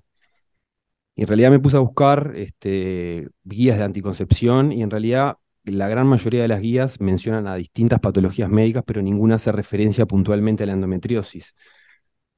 Pero bueno, encontré esta revisión en realidad del Journal de Anticoncepción, que habla un poco de lo que es la anticoncepción en las mujeres con endometriosis, los cambios, la eficacia y la importancia terapéutica de estos métodos. Y en realidad leer la primera oración me ayudó mucho para la charla esta que voy a dar, que en realidad dice que idealmente, dado que la endometriosis es una enfermedad estrógeno dependiente, generalmente se preferiría el uso de anticonceptivos que contengan solo progestágenos, especialmente LARCs. Esto lo dice el Journal de Anticoncepción. Y bueno, y cuando vamos a indicar o asesorar a una paciente con sospecha de endometriosis o endometriosis confirmada, tenemos que tener en cuenta todos estos puntos, estos 7 puntos que dice ahí, que capaz que no se ven muy bien, pero bueno, se los voy a decir, que tiene que ser un método efectivo en anticoncepción, tiene que tener un buen control de los síntomas, a su vez tiene que tener en cuenta los deseos de la paridad futura de la mujer, siempre que nos enfrentamos ante una mujer con endometriosis, sabiendo las alteraciones que pueda tener en lo que es la fertilidad, que son alteraciones de grado variable, siempre debemos recomendarle que se embaracen. A su vez, nos sirven para prevenir la progresión de la enfermedad, nos sirve también como control de la fertilidad y para prevenir la recurrencia después de la cirugía. Sabemos que los métodos anticonceptivos en mujeres con endometriosis tienen un efecto también en la parte física, mental y social, y obviamente que tenemos que tener en cuenta los patrones personales y las preferencias personales como para indicar el método. Y hay una tabla comparativa que compara los distintos métodos anticonceptivos, tanto con sus ventajas y desventajas. Puntualmente me voy a detener en los implantes y en el DIU de levonorgestrel, que como ven ahí no contienen estrógenos, tienen un buen manejo del dolor para la paciente con endometriosis, es altamente efectivo como ya vimos, tienen una larga duración, en realidad una pérdida hemática que puede variar de acuerdo al método y no tiene ningún efecto en lo que es la pérdida de mineral ósea, a diferencia del acetato de medroxiprogesterona, que sí, que es variable, pero que puede presentar. Y a su vez, ¿qué pasa con el DIU y el endometriosis? Bueno, en realidad se vio que el DIU disminuye, como dije, toda la sintomatología de la paciente con endometriosis, sobre todo la severidad de la dismenorrea, el dolor y la despareunia. A su vez también hay algún estudio que vincula el manejo, cuando hacemos un manejo expectante de pacientes con endometriomas de ovario, el DIU de levonorgestrel parecería que disminuye el tamaño de los mismos. Y si bien los niveles de estradiol se mantienen estables con los DIU de levonorgestrel, no está de todo el claro la ventaja sintomática en las mujeres, pero bueno, parecería que la reducción de la angiogénesis, de la inervación, de la congestión vascular y el aumento de la apoptosis, a su vez, la producción de un endometrio atrófico, que como sabemos que generan muchas veces amenorreas, minimizaría la menstruación retrógrada y por lo tanto en conjunto todos estos serían beneficios para la paciente con endometriosis. Con respecto a los implantes y la endometriosis, los datos son un poco más limitados, no hay mucha evidencia, es moderada, pero también hay algún estudio que los vincula, sobre todo con la disminución del dolor. Y me fui a ver las guías de endometriosis, y en realidad hay una revisión bastante reciente del 2021 que en realidad, como dice ahí, revisa todas las guías de tratamiento de endometriosis y las compara. Revisa la guía francesa, la alemana, la sociedad canadiense, revisa la COG, también la Sociedad Americana de Medicina Reproductiva, la NICE, la Sociedad Mundial de Endometriosis y la Europea. Y en realidad la conclusión a la que llega esta revisión es que hay un alto nivel de evidencia de que la endometriosis asociado al dolor, el DIU con levonorgestrel sería de segunda línea. Y acá hay un cuadrito comparativo más o menos que lo que evidencia es en el tratamiento del dolor en mujeres con endometriosis. A ver si se ve ahí.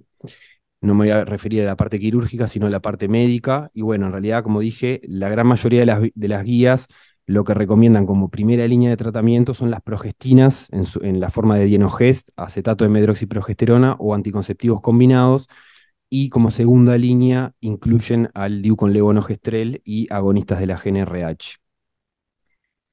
Pero en el 2023, hace relativamente poco, los franceses sacan una actualización de sus guías donde lo incluyen al DIU con levonorgestrel como una primera línea de tratamiento para mujeres con endometriosis asociada a dolor y mujeres que no deseen un embarazo a mediano plazo con un grado de recomendación de tipo B. Y a su vez también los franceses dicen que después de una cirugía de endometriosis se recomienda un tratamiento hormonal basado en anticonceptivos combinados o un DIU de levonorgestrel como para revertir la recurrencia principalmente del dolor. ¿Y qué dice del acetato de medroxiprogesterona? Bueno, la gran mayoría de las guías lo pone como primera línea, como dice ahí, pero la Sociedad Mundial de Endometriosis dice que tiene evidencia débil y lo clasifica como segunda línea. Y me fui a la más reciente, que es la europea, la guía de endometriosis de la Sociedad Europea de Medicina Reproductiva y Embriología. Y bueno, hay varios capítulos en la guía. Uno de ellos es el manejo del dolor en las pacientes con endometriosis, y como ven ahí en la parte del medio, hablan del tratamiento hormonal. Y existe evidencia suficiente sobre la eficacia de los progestágenos, incluido el DIU y al implante, para respaldar el uso de estos dos dispositivos para reducir el dolor en mujeres con endometriosis con un grado de recomendación fuerte, y en realidad se basan en ese randomizado de 103 mujeres que fueron a un brazo DIU con levonorgestrel y al otro brazo con el implante con etonogestrel, y en ambos brazos se vio que había una disminución del dolor, con un seguimiento a 24 meses. ¿Y qué dicen las guías? Algo nuevo es en el manejo de las adolescentes. Y bueno, como dice ahí, en las adolescentes con dismenorrea severa o dolor asociado a la endometriosis, es importante indicar un anticonceptivo hormonal o un progestágeno, que puede ser por vía de DIU de levonorgestrel como primera línea de tratamiento, por la seguridad y por los efectos que tiene. Y con respecto a la recurrencia, también las guías europeas recomiendan el uso de levonorgestrel con una evidencia fuerte luego de la cirugía, sobre todo por un plazo de 18 a 24 meses. Después de la cirugía del endometrioma, lo mismo, recomiendan el uso de anticonceptivos combinados y sobre todo de larga duración como prevención secundaria del dolor, y para prevenir la recurrencia también del dolor en las pacientes en cuales hubo un manejo por endometriosis profundo. Y en realidad cuando uno revisa las guías, en ninguna guía hay un capítulo que hable de anticoncepción en mujeres con endometriosis. Hablan del manejo del dolor, de la endometriosis en la mujer en la posmenopausia, en la edad reproductiva, del manejo de la fertilidad, del manejo en la adolescente, pero en ninguna guía hay un capítulo específico sobre paciente con endometriosis. Por lo tanto, creo que en realidad los LARC en las pacientes con endometriosis son una opción, como les dije, son anticonceptivos que son altamente eficaces y de larga duración. Tienen una rápida recuperación de la fertilidad, suspendido su uso, son eficaces también en el tratamiento del dolor y también son eficaces para evitar la recurrencia del dolor, principalmente en un plazo de 18 a 24 meses. Y por ahí me quedé con endometriosis. Muy bien, Bruno. Muchas gracias. Un tema atractivo, ¿no? De manejo de endometriosis y anticoncepción y el rol que ocupan los LAR también. Bien, y vamos por la última ponencia de la jornada, ¿no? De la mesa y de la jornada de hoy. Así que le habíamos pedido a la doctora Rosina Pizón que abordara el tema sobre los LARC en patologías ginecológicas o oncológicas, ¿no? Un tema también desafiante, me parece, para alguna consulta práctica muchas veces, aunque capaz que los especialistas lo manejan mucho mejor, pero de todos modos, Rosina, te escuchamos, adelante. Bueno, muchas gracias por la invitación. Yo soy Rosina Pizón, como ya me presentaron. No tengo ningún conflicto de interés para esta charla. Entonces, una señal que no. Perdón. Que lo prenda. No, está prendido, ¿no? Que me acerque. Que me hace señas que estoy como en el aeropuerto. Bueno, primero vamos a hacer una breve introducción sobre la afectación de la fertilidad con los tratamientos oncológicos, después de la anticoncepción durante el tratamiento oncológico y después, bueno, un poco sobre métodos anticonceptivos de larga duración en cáncer de mama, cáncer de ovario, de endometrio. Y al final, si bien no es sobre el métodos anticonceptivos de larga duración, me pareció interesante debatir un poco sobre anticoncepción en pacientes que tienen mutaciones genéticas heredables como BRCA1 o BRCA2. Bueno, el 75% de las pacientes que son menores de 20 años que se enfrentaron alguna vez a un tratamiento oncológico van a tener al menos un efecto tardío sobre su calidad de vida y tienen 3 veces más riesgo de embarazos no deseados que las mujeres que tienen su misma edad, por lo tanto son pacientes que tienen mayor riesgo de enfrentarse a una interrupción voluntaria del embarazo. La afectación que tiene la fertilidad, el tratamiento oncológico sobre la fertilidad está dado en todos los aspectos del tratamiento oncológico. La radioterapia, dependiendo de las dosis que recibe, las zonas irradiadas. La quimioterapia, dependiendo de la toxicidad de los tratamientos, la toxicidad gonadal de los tratamientos que se hayan elegido y cuánto tratamiento haya recibido la paciente.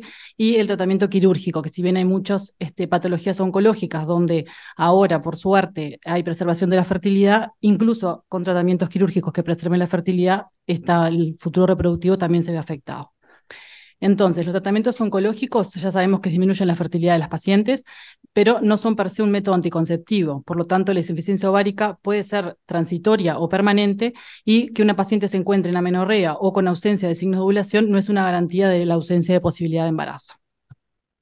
Esta es una tabla que encontré en una guía de oncofertilidad que me pareció interesante, si bien son todos los ítems que se deberían plantear cuando uno le va a plantear a una paciente para hacer una preservación de la fertilidad. Está bueno un poco para encararlo sobre la afectación que tienen los tratamientos oncológicos sobre la fertilidad de las pacientes o de las parejas. Y en cuanto a la paciente o la pareja, tenemos que tener en cuenta la edad de la paciente, el índice de masa corporal, si es fumadora o no, si está en pareja o no está en pareja, su historia médica, los marcadores de la reserva ovárica, si recibió previamente tratamientos de fertilidad o no, si tiene algún tratamiento médico o si tiene alguna condición médica heredable. Y pensando en el tratamiento oncológico sobre cómo puede haber afectado su fertilidad, tenemos que pensar en el tipo de cáncer que tiene y el pronóstico o el riesgo que tiene de tener una afectación sobre gonadal.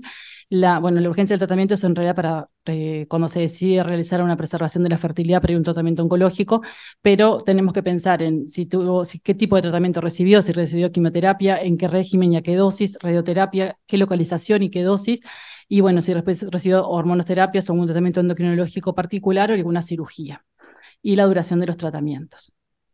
ya los métodos anticonceptivos, sabemos que hay muchísimos y ya lo estuvimos nombrando durante todo el día, y sabemos que los métodos anticonceptivos de larga duración son de alta eficacia porque tienen un uso típico y un uso real que es muy similar, y eso ya se repitió durante toda la jornada, así que no voy a ahondar ahí. Y me pareció muy interesante destacar que en las pacientes que son sobrevivientes a patologías oncológicas, es muy importante la consejería que tenemos que hacer a estas pacientes. ¿Por qué? Pues son pacientes que ya de por sí tienen, por ejemplo, como muestra este trabajo, más riesgo de uso de métodos anticonceptivos de emergencia. ¿Por qué? Porque no estamos haciendo buena consejería en estas pacientes. Acá también es otro trabajo que demuestra que las pacientes que son sobrevivientes a una patología oncológica usan mucho menos métodos anticonceptivos de mayor eficacia, como los tipo 1 o tipo 2, y usan más frecuentemente métodos anticonceptivos poco eficaces, como métodos de barrera o coito interrumpido o métodos naturales. Entonces, cuando nosotros le hacemos una consejería en anticoncepción a una paciente, no solamente la estamos empoderando para que pueda poder planificar su futuro reproductivo, sino también que pueda planificar en futuro un embarazo deseado.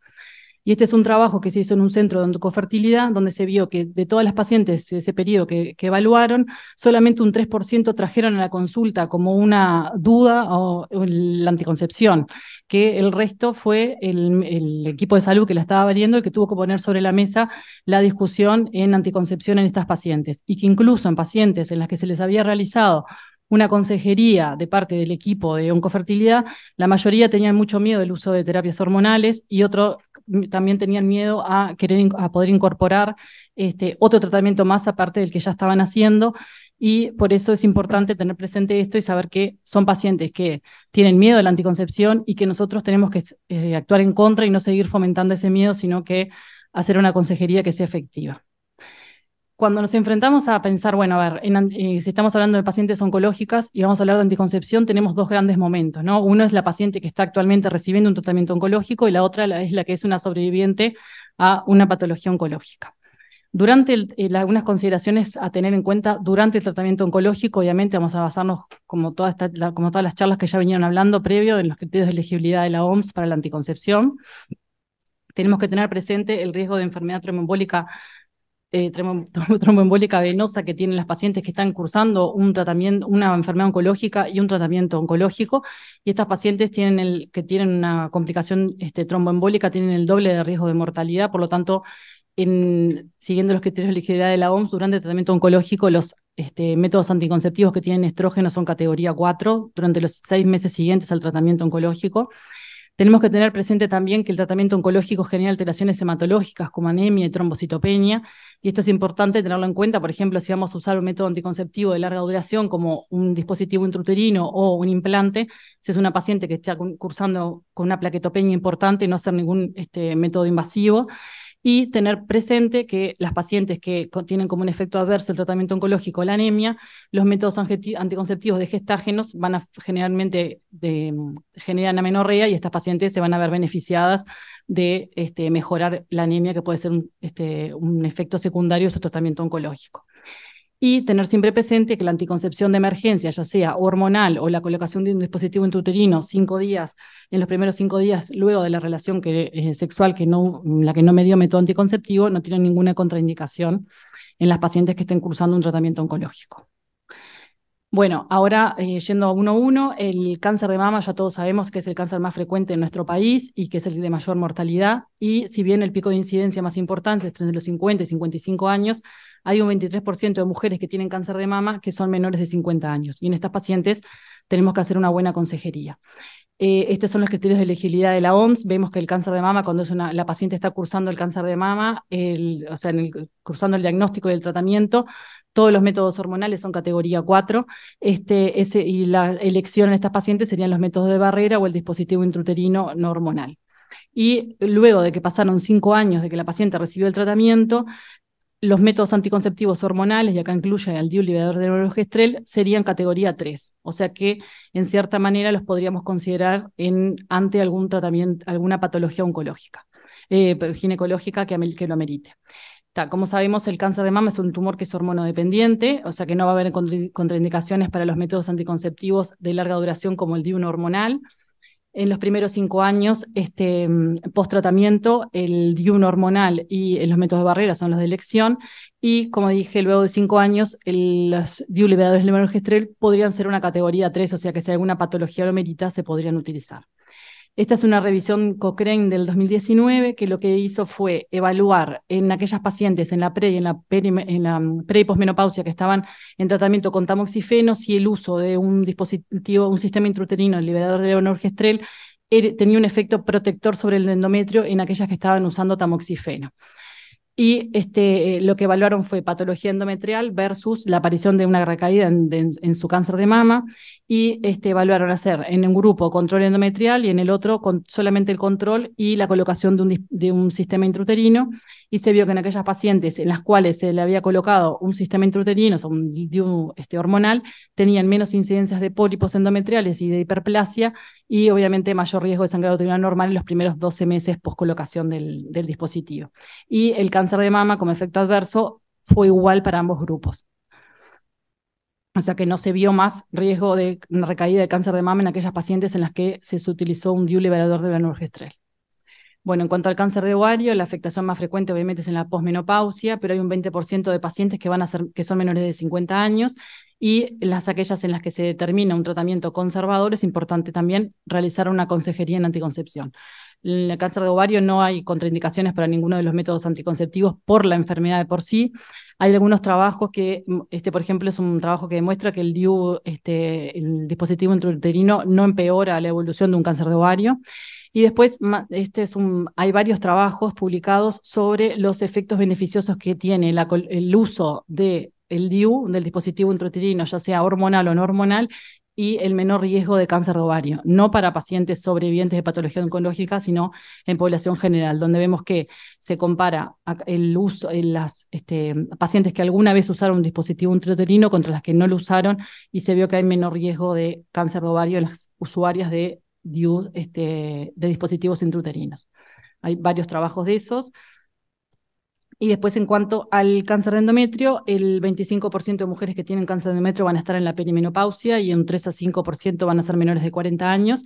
Si bien la cirugía estadificadora era la cirugía estándar, el tratamiento estándar, perdón, ahora ya en todas las guías, en la guía europea y en la guía americana de tratamientos de cáncer de endometrio, se está aceptado, está estandarizado que en aquellas pacientes que desean preservar su fertilidad en estadios iniciales de la enfermedad, por ejemplo, ya en la guía europea aparece la histeroscopía más el uso de un DIU liberador de levonorgestrel como el plan A de tratamiento para aquellas pacientes con un cáncer de endometrio inicial que quieren preservar su fertilidad. Allá ese es en la guía europea y en la NCCN también.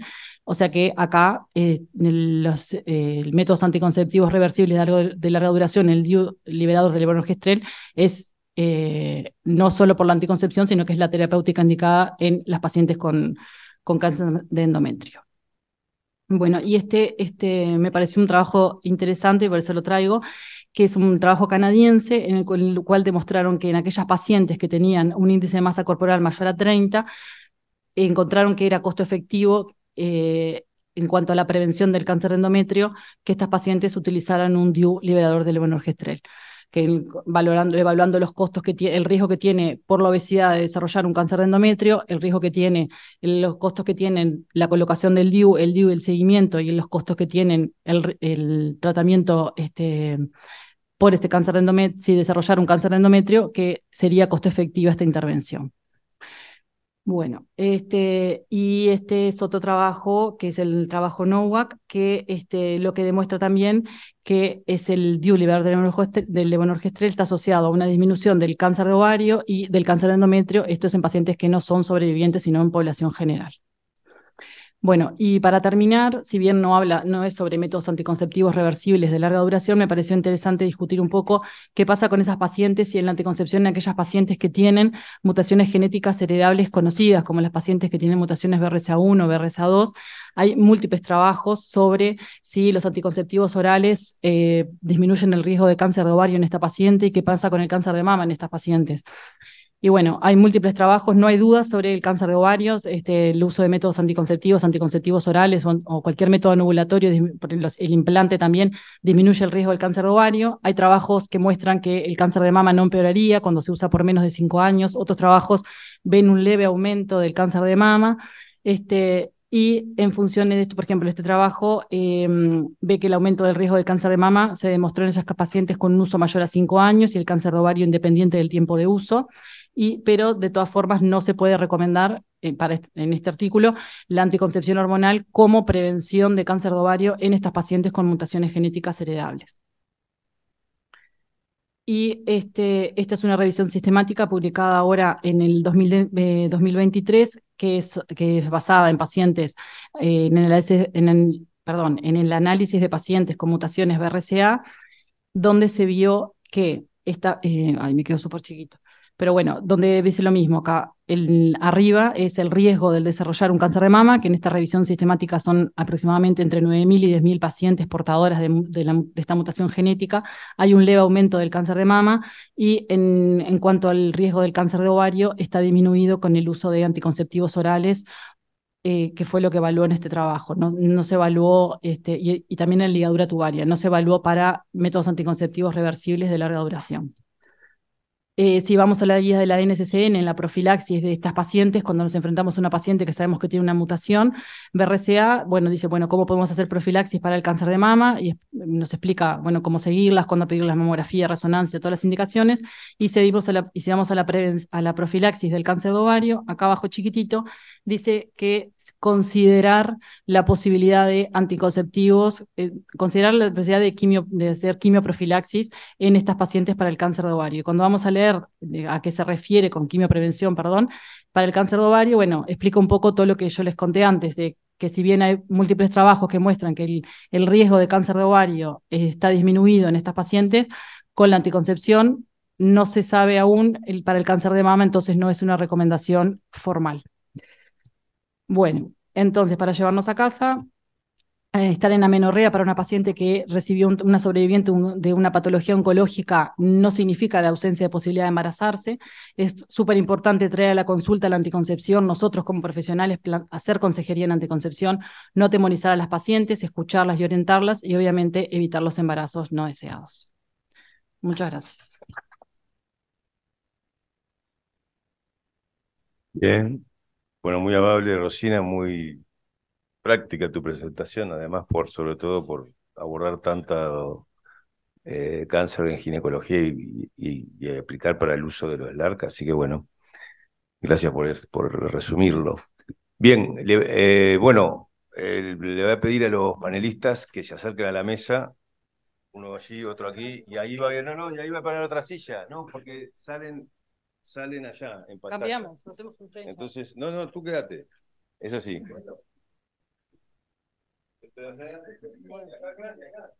Tenemos todo pensado, que faltamos una cita. Para que los conozcan los que están. Para que los conozcan los que están al otro lado en la parte virtual, porque si no, no los ven. Tenemos cámara adelante, capaz que sí. ¿Sí hay cámara adelante? Pero no sé cómo salía. Ya está. Tarde, ya quedaste. Bueno, bien. Arrancamos con Fernanda Nosar, profesora agregada de la Clínica Ginecológica. Aportes al respecto de todo. Veo que Pancho se está tirando hacia atrás en la silla. Y eso ya No, pues yo estoy muy atento. ¿Por qué volví de pescar? Falta que diga, ¿no? Por eso. Ustedes llevan todo el día, yo estuve agradecerles obviamente por la invitación, primero porque es más lo que uno se lleva que lo que uno puede aportar. Fueron muy didácticas las presentaciones de los tres, así que les agradezco.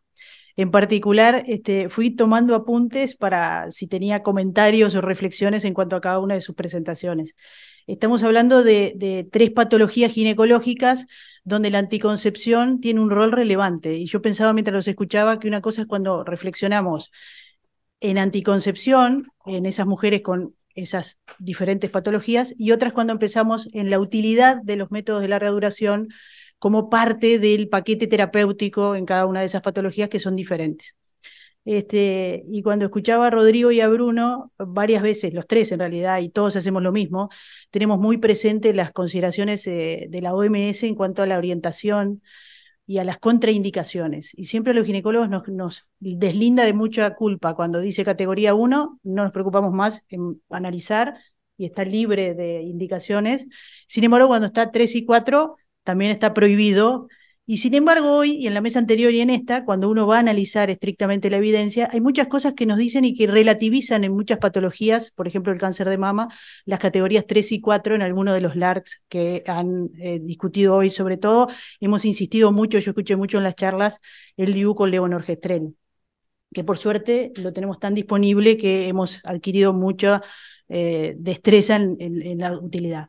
En cuanto a la presentación sobre miomatosis, pensaba que las consideraciones, una cosa es cuando uno considera poblacionalmente, ninguno de los LARCs están contraindicados en la miomatosis en forma absoluta, pero cuando vamos a las reflexiones individuales, cada uno de nosotros analiza qué tipo de miomatosis tiene, como dijo Rodrigo, qué tipo de miomas y sobre todo qué tipo de sintomatología tiene. Y seguramente hablaste mucho del DIU con levonorgestrel, tenemos que ser muy explícitos en la orientación de los trastornos de los sangrados menstruales que va a generar en los primeros ciclos, para que justamente no se desanime y la tercera cifra de eso del abandono del método no impacte en que venga pidiendo por favor que le retires el DIU que utilizaste para anticoncepción y o como terapéutica de sus sangrados.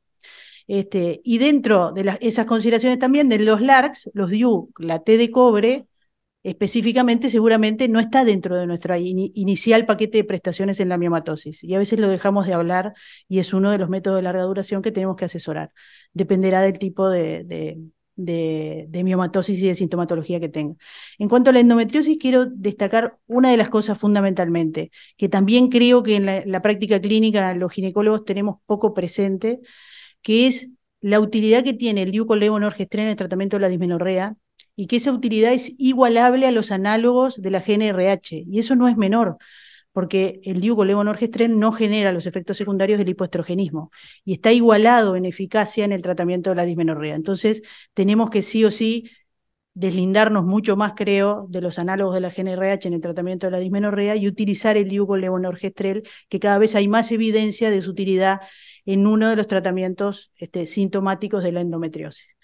Y en cuanto a la última presentación de Rosina, que es la que muchas veces los tres agarramos la lapicera y empezamos a tomar apuntes, una de las primeras reflexiones que hiciste, Rosina, me pareció muy, muy importante, que es cuántas mujeres jóvenes transitan por múltiples patologías oncológicas y cuánto nuestra cultura médica y también la sociedad desenfoca en ese periodo diagnóstico la atención de otros aspectos de la salud, como es la anticoncepción.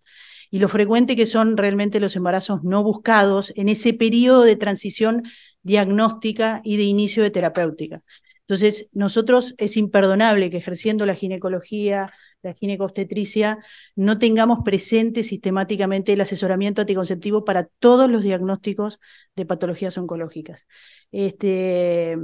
Después, quería destacar en cuanto al cáncer de mama, lo que vos destacaste muchas veces, que es la categoría de los DIU con progesterona, porque vinculamos siempre lo hormonal con el cáncer de mama, pero la evidencia estrictamente no ha mostrado firmemente el aumento del riesgo una vez superado la transición del cáncer de mama. Sin embargo, la categorización de la OMS siempre sigue siendo 3-4. Bueno, nosotros en la orientación tenemos que transmitir lo que dicen las recomendaciones poblacionales, lo que dicen las evidencias al momento actual y tal cual como dijo Rafael más temprano, orientar en las posibilidades de anticoncepción. O sea que la prohibición absoluta, en algunos casos relativizarla. Y en esto quiero poner dos ejemplos que son muy frecuentes, que vienen muchas veces a segunda opinión, que son mujeres jóvenes que han tenido carcinomas in situ o mujeres jóvenes que tienen hiperplasias atípicas, que muchas veces tienen como una prohibición del uso de métodos anticonceptivos hormonales cualquiera y dentro de los hormonales, los LARCs, liberadores de progesterona también, y eso hay que relativizarlo mucho más aún en las recomendaciones de la OMS, primero porque no han tenido un cáncer invasor y siguiente porque estrictamente no tenemos evidencia firme de que estén absolutamente contraindicados, por lo tanto tenemos que manejarlo en todas las prestaciones de anticoncepción. Por ahora eso. Muy bien. Muchas gracias, Fernanda, por el aporte. Seguimos con el doctor Pablo Soaya. Bueno, ¿Qué muchas decir al gracias respecto? por la invitación, por compartir este momento con ustedes y con colegas que cada tanto nos vemos y para mí es una satisfacción encontrarme con todos ustedes. Este, todos saben hacia dónde hace años ejerzo la especialidad, así que yo especialmente voy a felicitar a la doctora, que fuiste un bólido, como hablaste, pero la verdad que dijo cosas muy importantes. La doctora Pisón. Dijiste cosas muy importantes, dijiste muy rápido, pero muy bien.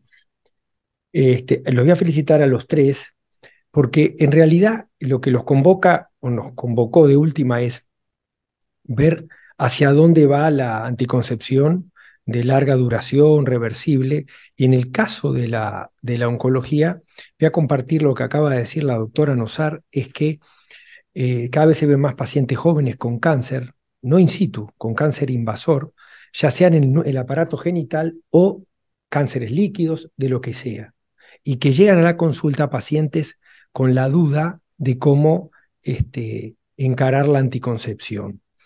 En el año 98, en el Hospital General de Massachusetts, el Servicio de Ginecología Oncológica se le ocurrió idear una tabla con 10 puntos para que la paciente que llegara a la consulta con un cáncer ginecológico estableciera prioridades del 1 al 10. Yo le voy a decir bien breve. La primer prioridad que todas las pacientes marcaban, más del 90%, era qué iba a pasar con sus hijos si ya fallecían.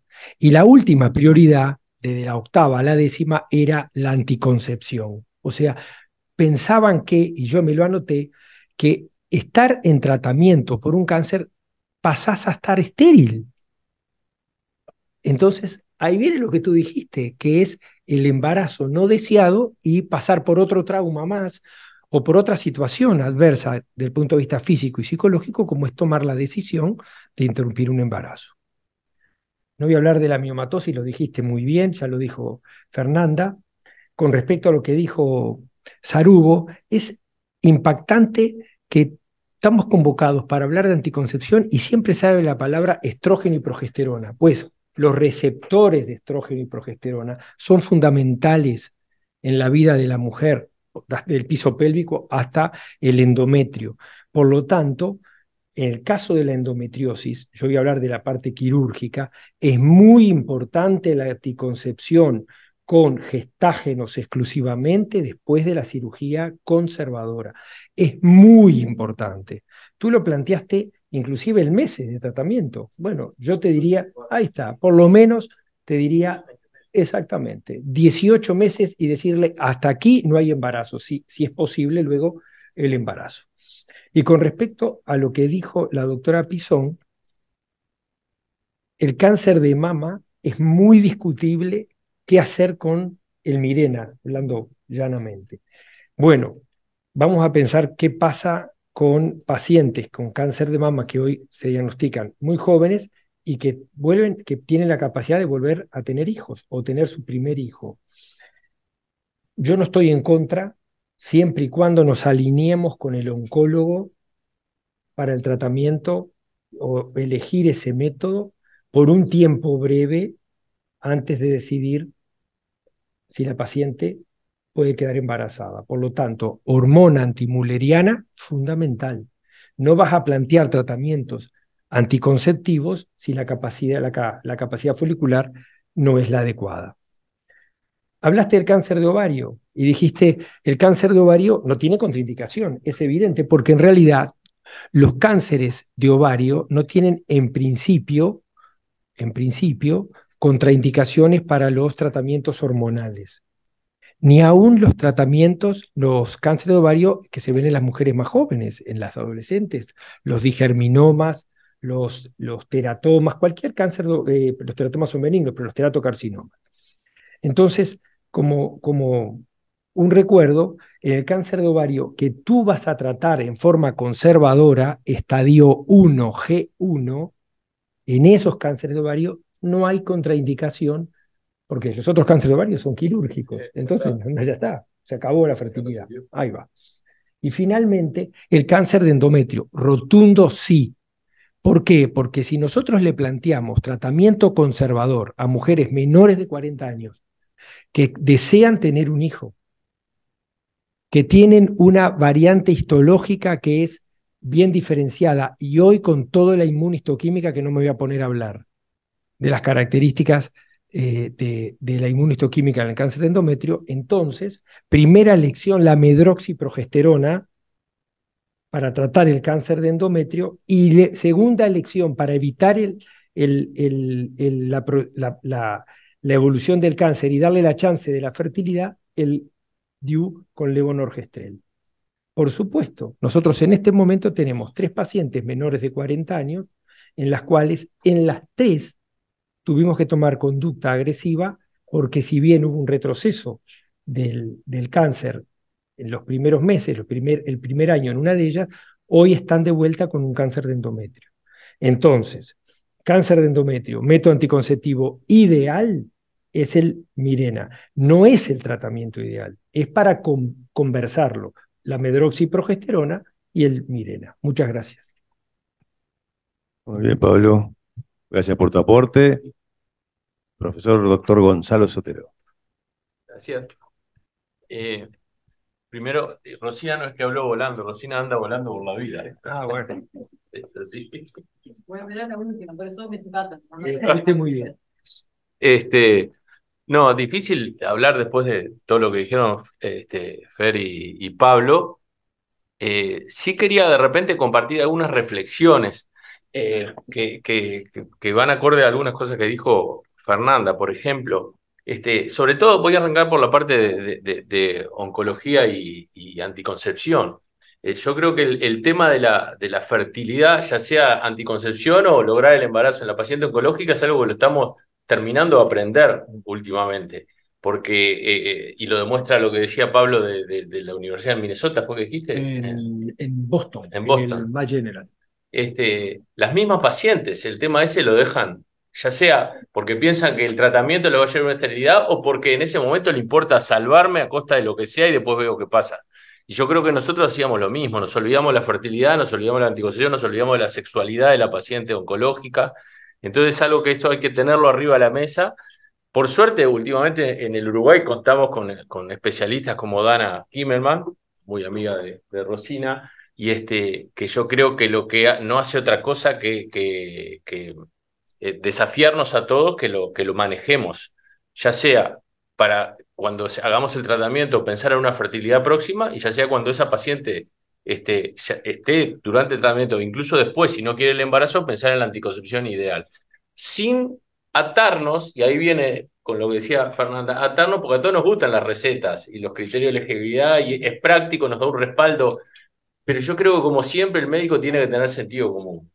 Y el sentido común que tenemos que aplicar cuando hablamos de anticoncepción en las pacientes con patología ginecológica, pero en cualquier paciente, viene de un profundo conocimiento de lo que es la fisiología reproductiva, el ciclo ovárico, el ciclo endometrial, el aparato genital, las patologías, y conversando con la paciente llegar a ver cuál es la mejor de las opciones para ella, porque muchas veces las preferencias de la paciente no van a estar en esas tablitas que la OMS nos da, y eso lo tenemos que tener en cuenta cuando elijamos. Tengo una miomatosis, tengo una patología oncológica, tengo una endometriosis. Eso como general. Después ya, esto es una cosita, nomás cuando hablaron de esterilización femenina, y vos cuando hablaste de ligadura tubaria que disminuía el cáncer ovario, es la salpingectomía. Sí. O sea que yo creo que hay que empezar a poco a tratar de tener en claro ese criterio. Ya no hablemos más de ligadura tubaria, hablar de salpingectomía, que es lo que tendríamos que hacer para obtener esos resultados. En cuanto a la endometriosis, la anticoncepción en endometriosis es muy especial, porque en miomatosis, primero que estamos todos mucho más acostumbrados a manejar miomatosis. Es una patología que la conocemos, creo que de arriba para abajo, un costado al otro, y nos sentimos más cómodos. La endometriosis es diferente, ¿no? La endometriosis no todas son iguales, no es lo mismo anticoncepción en endometriosis superficial que en endometrioma y en endometriosis profunda. Muchas veces la anticoncepción en endometriosis es para controlar el síntoma y no por el deseo reproductivo de la paciente, o al revés, queremos controlar el síntoma y le damos un anticonceptivo, pero la mujer se quiere embarazar. Entonces, tener en cuenta todos esos elementos, no dudar en derivar a la paciente a quien corresponda cuando sea el momento, y no posponer, como pasa a veces, ya sea usando análogos, que los análogos a la larga lo tenés que cortar, sí o sí, poniéndole un DIU, probando diferentes anticonceptivos, y esa paciente va quedando pospuesta, y de repente no se había operado cuando tenía una indicación de cirugía de entrada. O sea que, ojo al gol que si bien hay que tener muy en claro las alternativas anticonceptivas y los métodos, los LARC, saber a quién se lo ofrecemos y no posponer a veces el diagnóstico y tratamiento que de entrada tendría que ser quirúrgico, ¿no? ¿Ah? Bueno, por ahí va, porque después hice tanto garabato que ni yo me entiendo. Así que muchísimas gracias por la invitación, que no había dicho, como siempre. Quería hacer, Gonza, a partir de lo que dijiste, dos comentarios pequeñitos. Una autocrítica. Mientras te escuchaba, pensaba en esto de la fertilidad en pacientes oncológicas. Nosotros en particular vemos por orientación a veces muchas pacientes con diagnóstico de cánceres ginecológicos, y gracias a la información que tenemos disponible y al auge, quizás me da la impresión, porque lo voy a hablar personalmente porque no los voy a involucrar, de que insistimos mucho más en darle la información de las posibilidades de preservación de la fertilidad y no hablamos de anticoncepción en la misma consulta. Por lo menos a mí lo estoy reflexionando y me pasa. Lo otro lo tengo a flor de piel y sin embargo la anticoncepción bajamos la guardia. Y en endometriosis creo que no hablamos mucho de anticoncepción porque, claro, el problema termina siendo también que nos preocupa la capacidad reproductiva. Entonces la anticoncepción subliminalmente pasa a un segundo terreno. Claro, que no te pasa en miomatosis, porque muchas veces en miomatosis las mujeres, y por una cuestión lógica donde se presenta la mayoría de las veces, son pacientes que de repente tienen su paridad satisfecha.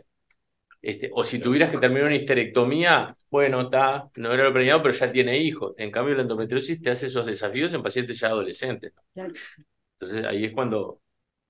Bien. ¿Querés opinar algo? Pues si no iba a decir, no iba a cerrar, iba a hablar de algo, pero... Un gusto escucharlos a los 6. En realidad, temas desafiantes. Nos congratulamos con el programa que elaboramos con Pancho, pero de todos modos sí nos parece que era práctico para todos y así lo transmitieron todos. Así que muchas gracias por eso. Pancho, te doy la palabra si querés opinar. Si querés cerrar, también. Cerrar en la línea que dice Edgardo. Primero, creo que salió todo muy bien. Tuvimos acertado porque les recuerdo lo que nos tuvieron hoy de mañana, que en el año pasado Edgardo sepultó la puesta al día en un solo día y yo la resucité convenciéndolo y creo que fue acertado.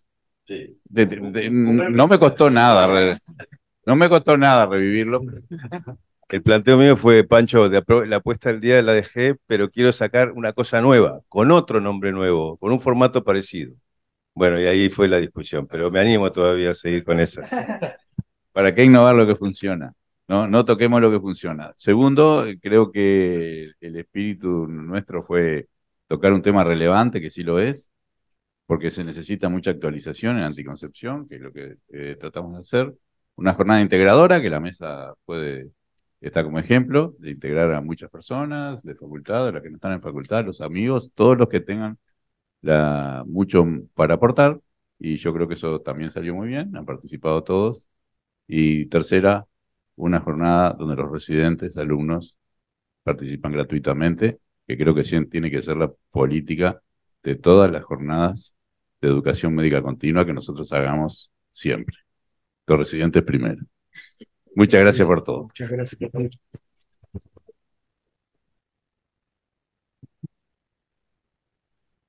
Muy bien. Me saqué la... No. Pero camina así por la vida, loco.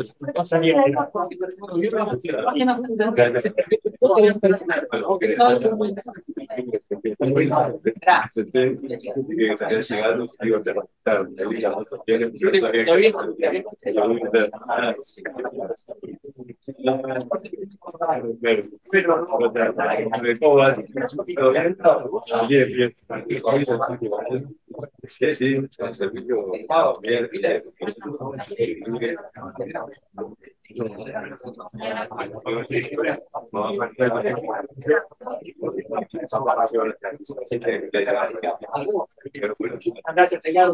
Pablo,